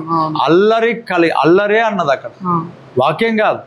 స్పష్టంగా అవతల వారికి ఏం వినబడలే. అల్లరి కలిగినప్పుడు అందరూ సమకూర్చబడితే అపోస్తలుడైన పేతురు లేచి నిలబడి వారికి వివరించి వాక్యం చెప్పాడు. మొట్టమొదటి ఏం కలిగిందంట? అల్లరి కలిగింది. ఈ అల్లరి లోక సంబంధమైన అల్లరి కాదు, మాట్లాడుతున్నాను కూడా అనుకున్నాను. కాబట్టి అల్లరి కలిగినట్లుగా ఉన్నది అక్కడ. అందరూ అక్కడ అంట అందరికీ వాక్శక్తి అనుగ్రహింపబడిన కొలది వాళ్ళందరూ భాషలతో మాట్లాడారంట. వాళ్ళందరి దేవుడు భాషలు అంటే అక్కడ భాషలో వరం ఇచ్చాడు దేవుడు. అక్కడ దేవదూతల భాషలు జరిగినాయి, మనుషుల భాష. అగ్ని వారి నాలుకలకు తలిగిందంట, అవునా? కాబట్టి దేవదూతలతో భాషలతో మాట్లాడారు, అలాగే మనుషుల భాషలతో కూడా మాట్లాడారు. చూడు, దేవదూతలతో భాషలతో మాట్లాడడం బట్టే పేతురు అంతా స్టాప్ చేసి ఒక్కడు ప్రసంగం చేసి ఆరాధనలో మాట్లాడినాం, అందరినీ సైలెంట్ చేసి తెలుగులో వాక్యం చెప్తాం. ఇది గదిలోనికి వెళ్ళి ప్రార్థన చేసుకోంటే అది ఉపవాస ప్రార్థన గురించి చెప్పిన. ఉపవాస ప్రార్థన గదిలోనికి వెళ్ళమన్నాడు కదా. మళ్ళీ సంఘంకు ఫాస్టింగ్ ప్రేయర్ ఎందుకు పెడుతున్నారు? అందరు కలిసి సంఘం అంతా ఫాస్టింగ్, అది కూడా ఎందుకు? డోర్ వేసుకోవాలి కదా. మరి సంఘం అంతా పెడుతున్నారు కదా. ఇప్పుడు సంఘం అంతా పెడుతున్న దాన్ని మనము పాత నిబంధనలో మనం చూస్తాం. యెహోషాపాతు ఉన్నాడు, అలాగే ఎస్తరు ఉన్నది. మరి సంఘమంతా ఉపవాసం ఉన్నది కొత్త నిబంధనలో. పేతురు కొరకు అత్యాశక్తితో ప్రార్థన, కానీ ఉన్నది ఉపవాసములతోనూ ప్రార్థనలతోనూ జాగరణలతోనూ వాళ్ళు దేవుని సన్నిధిలో ముందుకు సాగారంట. అయితే ఉపవాస ప్రార్థన కొరకు డోర్ వేసుకోమన్నాడు. ఈ భాషల గురించి అక్కడ కొరింథీ పత్రికలు రాసినవి ఉంటే మనం వారిని ఆటంకపరచొద్దు, దేవునితోనూ వారు తనతోనూ మాట్లాడుకోవచ్చు అని రాసి. అది ఎక్కడ జరిగింది? సంఘంలో జరిగింది. సంఘంలో జరుగుతుంటే కొంతమంది ఆటంకపరుస్తుంటే ఆటంకపరచొద్దు అనే కదా చెప్తారు. మళ్ళీ ఏమన్నాడు? భాషలతో మాట్లాడే వారిని ఆటంకపరచొద్దు అన్నాడు. అంటే ఇప్పుడు చాలా మంది ఇలాంటి మెసేజ్ ఇస్తున్నారు, లేవు అవి ఇవి వద్దు ఇట్లా, మరి ఆటంకపరుస్తున్నారు కదా, మరి దేవునికి వ్యతిరేకులు. ఇప్పుడు కొత్తగా సేవకి ఎవరైనా రావాలనుకుంటే వాళ్ళ తల్లిదండ్రుల నుంచి ఎంకరేజ్మెంట్ ఉండదు, బయట నుంచి ఎంకరేజ్మెంట్ ఉండదు, కాకపోతే వాళ్ళల్లో ఒక ఆశ ఉంటుంది, ఒక ప్రేరేపణ ఉంటుంది. అలానే వాళ్ళకు వరాలు ఉన్నాయా లేవా అన్నది కూడా వాళ్ళకి క్లారిటీ ఉండదు. కొత్త సేవ వస్తారు కదా, అలాంటి వాళ్ళకి మీరేం చెప్పాలనుకుంటున్నారు? ఇప్పుడు యవనస్తులుగా కొత్తగా సేవకు రావాలి. మొట్టమొదట సేవ అనేది దేవుడిచ్చిన ఒక పని. దేవుడిచ్చిన ఆ పని దేవుడే నడిపిస్తాడు. కుటుంబం ఖచ్చితంగా సహకరించదు, బంధువులు సహకరించదు. మొదట్లో సహకరించినట్లుగా కనిపించిన ఎలా ఉంటుందంటే ఆ పేరు ప్రఖ్యాతలుగా ఉంటుందేమో అని అనుకున్నప్పుడు అందరు సహకరిస్తారు. రాను రాను ఇంట్లోకి డబ్బులు రావు, తిండి రాదు, కష్టం ఉంటుంది, ఇబ్బందులు ఉంటాయి. ఆ టైంలో ఎవరు సేవ చేయకూడదు. నా కొడుకు పని చేసుకోవాలా, నా భర్త పని చేసుకోవాలా, నా కుటుంబంలో వీరు ఇదే ఆలోచన ఉంటుంది. అయితే ఖచ్చితంగా ఎంకరేజ్మెంట్ అనేది 100% ఉండదు. ఎవరు ఎంకరేజ్ చేయరు. దావీదు గురించి వాక్యం చెప్పారు. అందరు సిక్లాగులో ఎందుకు వచ్చారు తెలుసా? వీళ్ళందరూ ఫస్టే చెప్పాడు దావీదు. ఏమని చెప్పాడు తెలుసా? నా దగ్గర ఏం లేదు. ఎక్కడ? అదుల్లాము గుహలో దావీదు దగ్గరకు వచ్చిన వాళ్ళందరూ అప్పులు కలిగిన వారంట, సమస్యలు కలిగిన వారంట. నువ్వు మాకు రాజుగా ఉండా అని చెప్పి వస్తే నా దగ్గర ఏం లేదు, మీకేమి ఇవ్వాలంటే కూడా వెంబడించారు. వెంబడించిన తర్వాత వచ్చినాయి కష్టాలు. అందరు చెరపట్టుకొని పోతే వీళ్ళందరూ రాళ్ళు తీసుకొని కొడదామని ప్రయత్నం చేశారంట. ఆ టైంలో యెహోవాను బట్టి తనకు తాను ధైర్యం తెచ్చుకున్నాడంట. అంటే ఎవరు సహకరించారు.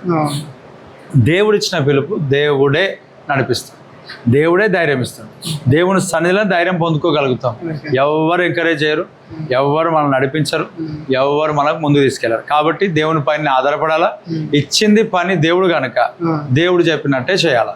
వీరు సహకరిస్తలేరు, వారు సహకరిస్తారు, నేను ఎంతో చేద్దాం అనుకుంటున్నా, సంఘం ఇవన్నీ అనవసరమైన మాట.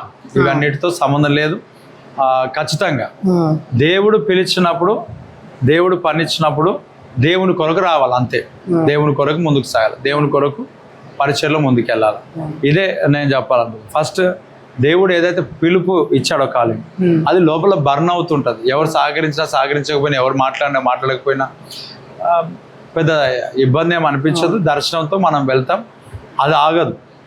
కాబట్టి సలహా ఏమనంటే దేవునికి దగ్గరగా ఉండాలా, దేవునితో ఉండాలా, దేవునితో సహవాసం చేయాలా, ప్రార్థనలో గడపాలి, దేవుని వాక్యం చదవాలి, కృప పైన ఆధారపడాలి, వెళ్ళాలి, అంతే. అంతే మీన్స్ ఆయన నడిపిస్తాడు. ఖచ్చితంగా సహకరించాలి, ఇది మాత్రం కరెక్ట్. ఇన్నేళ్ల సేవ జీవితంలో స్టార్టింగ్ నుంచి ఇప్పటి వరకు మీతో పాటు ఉండి మిమ్మల్ని సపోర్ట్ చేసిన వారు ఎవరన్నా ఉండి వాళ్ళకి థ్యాంక్ యూ చెప్పాలనుకుంటే అది ఎవరు? మీరు ఎవరికి థ్యాంక్ యూ చెప్పాలనుకుంటే? ఇప్పుడు ఇన్నేళ్ల సేవ జీవితంలో పరిచర్యలో అన్ని విధాలుగా సపోర్ట్ చేయడం అని అంటే, ఒకటి కొంతమంది కొన్నిళ్ళు సపోర్ట్ చేస్తారు, డాక్టరీన్లో సపోర్ట్ ఉండదు. కొంతమంది డాక్టరీన్లో సపోర్ట్ చేస్తారు, పరిచర్యలో సపోర్ట్ ఉండదు. కొంతమంది ఆర్థికంగా కొంతకాలం సపోర్ట్ చేస్తారు, తర్వాత ఇంకొక దాంట్లో సపోర్ట్. మొత్తానికి మనం వెళ్తున్న దాంట్లో పరిచర్యలో మనం ఆల్రెడీ చేయగలిగిన వాటికే సపోర్ట్ చేసే వాళ్ళు ఉంటారు తప్ప వాళ్ళే సపోర్టర్స్ అయి నిలబడరు. తర్వాత ఎవరైతే సపోర్ట్ చేస్తాం అనుకుంటారో వాళ్ళే ఒకరోజు నాకు దీంట్లో తెలిసిందేమంటే దేవుడు ఒకటే మనకు సపోర్ట్, ఇంకా దానికి మించిన సపోర్టర్ ఎవరు లేరు. నేను దేవునికి థ్యాంక్స్ చెప్తాను. ఎందుకంటే నాకు మనుషులు అనేక సార్లు అనేక రకాలుగా అనేక స్థలాల్లో ఖచ్చితంగా విడిచిపెట్టి నేను నడిచే మార్గంలో 100% విభేదించాను. కాబట్టి మనకిచ్చిన దర్శనంలో సపోర్టర్ అనే పదం నాకు తెలిసి ఉంది, నేను ఎక్స్పీరియన్స్ అయిన దాన్ని. అలాగే చాలా వాటికి ఇప్పుడు ఉన్న కొన్నిట్లో ఆయా టైంలో ఆయా వ్యక్తులు సహకరించారు కాబట్టి ఒక పేరు ఇద్దరు పేర్లు చెప్పలేము. ఇప్పుడు కొంత టైం, కొంత సమయం. ఒక ఎగ్జాంపుల్, ఒక మాట చెప్పు. ఇప్పుడు ఇశ్రాయేలీయులను మోషే బయటికి నడిపించాడు. యెహోషువ వాగ్దానంలో చేర్చాడు, స్థిరపరిచిన వారు కొంతమంది. అలా పరిచర్యలో ఒక్కొక్క పీరియడ్లో ఒక్కొక్క స్థలంలో ఒక్కొక్క టైంలో ఒక్కొక్కరు ఉంటారు. కాబట్టి మనం ఈ పేర్లు పరిచర్యలో మనం అంత బండ గుర్తుగా మనం చెప్పం. దేవుడు మాత్రం ఖచ్చితంగా సహకారి అయి వెనువెంట జరుగుతూ వచ్చిన సూచక ఆయన సహకరిస్తూ నడిపించడం. ఇది నా జీవితం. మీరు క్రైస్తవ కుటుంబంలో పుట్టినప్పటికీ, క్రైస్తవుల మధ్యలో పెరిగినప్పటికీ లోకంలో పడిపోయారు, మత్తు పానీయాలకు అలవాటయ్యారు. ఈ రోజు కాలంలో కూడా చాలామంది క్రైస్తవులు క్రిస్టియానిటీలోనే పుట్టి ఉంటారు, వాళ్ళు కూడా లోకంలో పడిపోయి ఉంటారు. అలాంటి వారికి మీరు ఏం చెప్పాలనుకుంటున్నారు? మీరు ఎట్లా పట్టుబడ్డారు? నేను ఎట్లా పట్టుబడ్డానంటే, మొట్టమొదట ఏమంటే, నేను లోకంలో పడిపోలేదు, నేను లోకంలో ఉన్నా. అంటే నాకు ఊహ తెలిసినప్పటి నుంచి నాకు చాలా అలవాట్లు ఉన్నాయి. నా కుటుంబంలో బంధువులు అందరికీ తెలుసు నా గురించి. నాకు తర్వాత నేను చిన్నప్పటి నుంచి కొన్ని దేవుని గురించి తెలుసు కనుక ఇప్పుడు కొన్ని సందర్భాలు, ఇప్పుడు క్రిస్టియన్ లైఫ్ అంటే క్రిస్టియన్ ఫ్యామిలీ, నేను హైదరాబాద్లో బస్ ఎక్కి జైరాబాద్కి వచ్చినప్పుడు, దేవా నువ్వు ఉన్నావంటే, నేను అక్కడ ఈ సదాశివపేట ఇక్కడికి వచ్చేసరికి టైం 10 దాటుతుండే, కోసం 10:30. ప్రభా నువ్వు ఉన్నావని రుజువు చేసుకోవాలనుకుంటే వైన్ షాప్ తెరిచి ఉండాలి, అయితే నువ్వు ఉన్నావు లేకపోతే లేదు. ఇలా ప్రార్థన చేసుకొని రావటం, వైన్ షాప్ ఉండడం, నువ్వు ఉన్నావు నీకు స్తోత్రం అంటే థ్యాంక్ యూ అని అనడం. మరలా మద్యం తాగేటప్పుడు ప్రార్థన చేసుకొని తాగిన రోజులు కూడా ఉన్నాయి. ఇది యేసు రక్తం అని ఇట్లా తాగిన రోజులు కూడా ఉన్నాయి అని నా జీవితం. తర్వాత ఈ కమ్యూనియన్ మిగిలిపోయింది ఒకరోజు న్యూ ఇయర్ టైం. అప్పుడు నేను గుట్కా వేసుకొని ఉన్నా, ఆ చర్చ్లో అక్కడనే ఉన్నాం కాబట్టి మిగిలిన అందరికీ పిల్లలకి ఇచ్చాడు.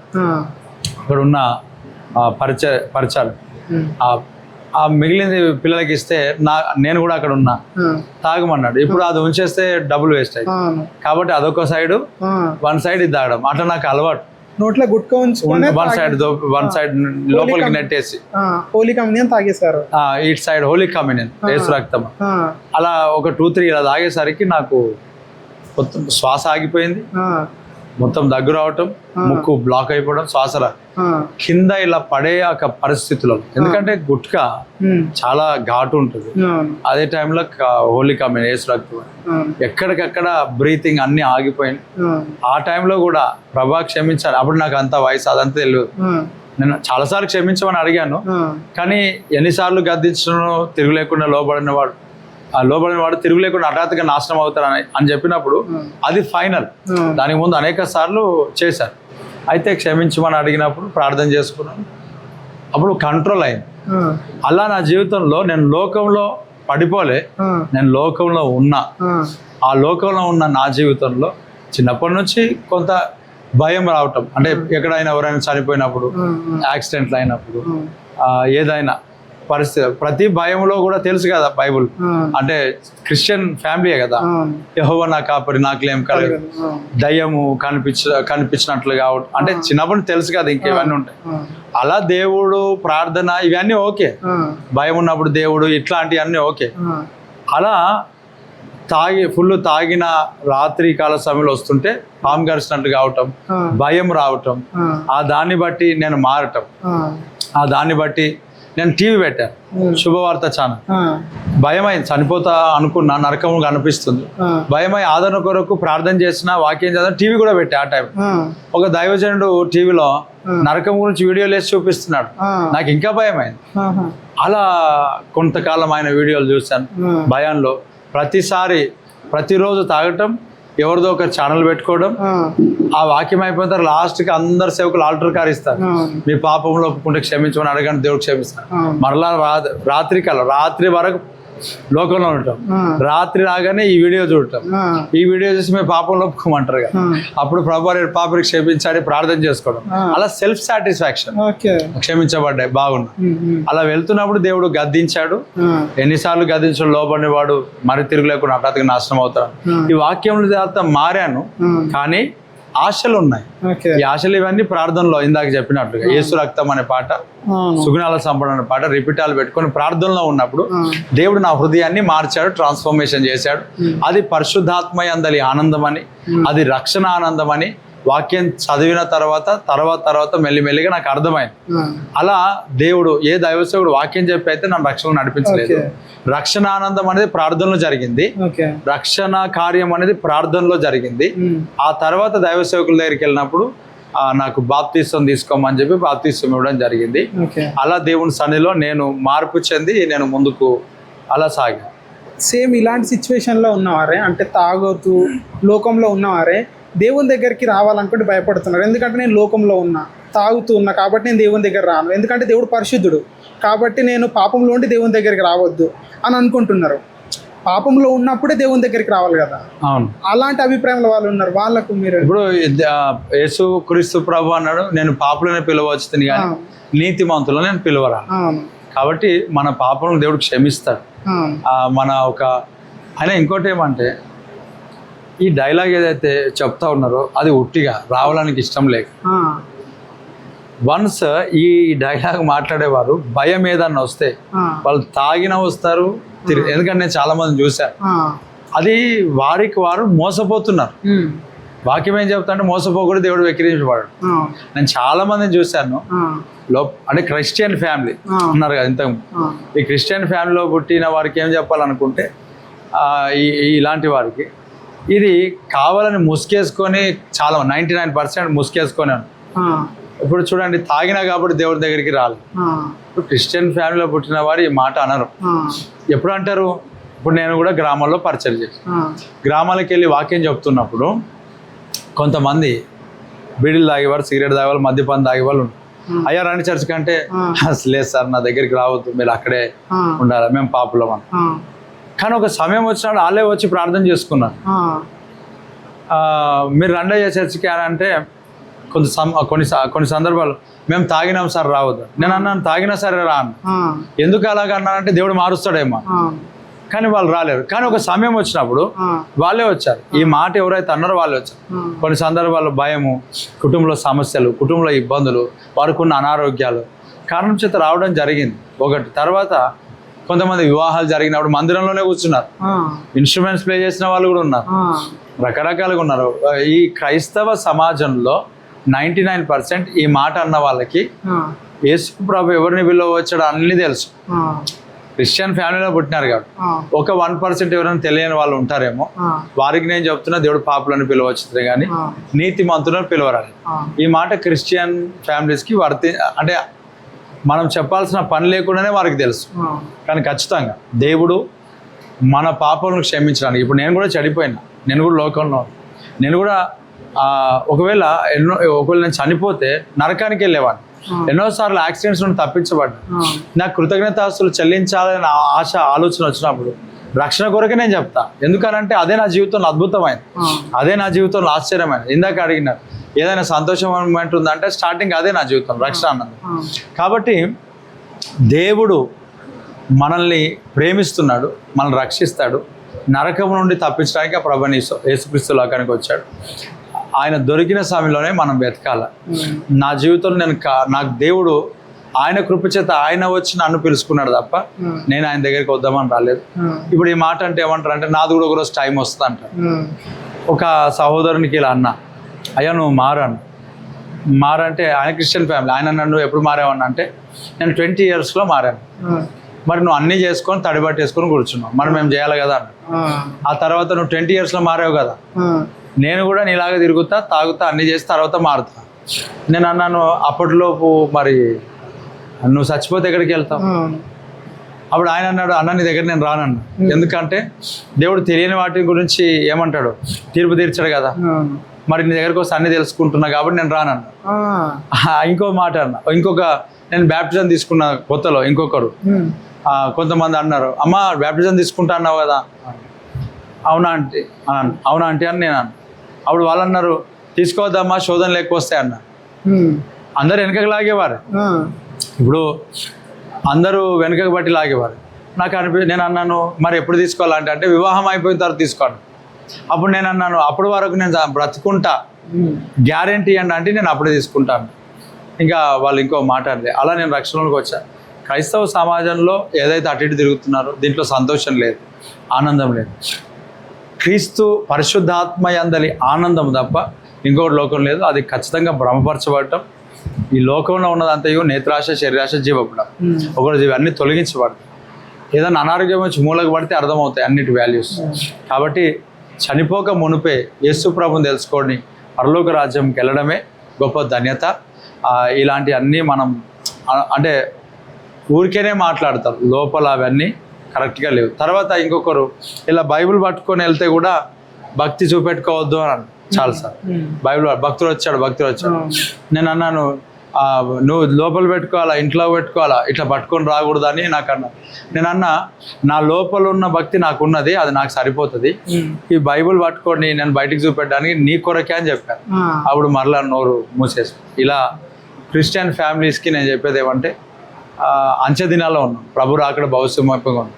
దేవుని రాకడ కొన్ని సూచనలు జరగాలేమో కానీ మన పోకడకు ఏ సూచనలు లేవు.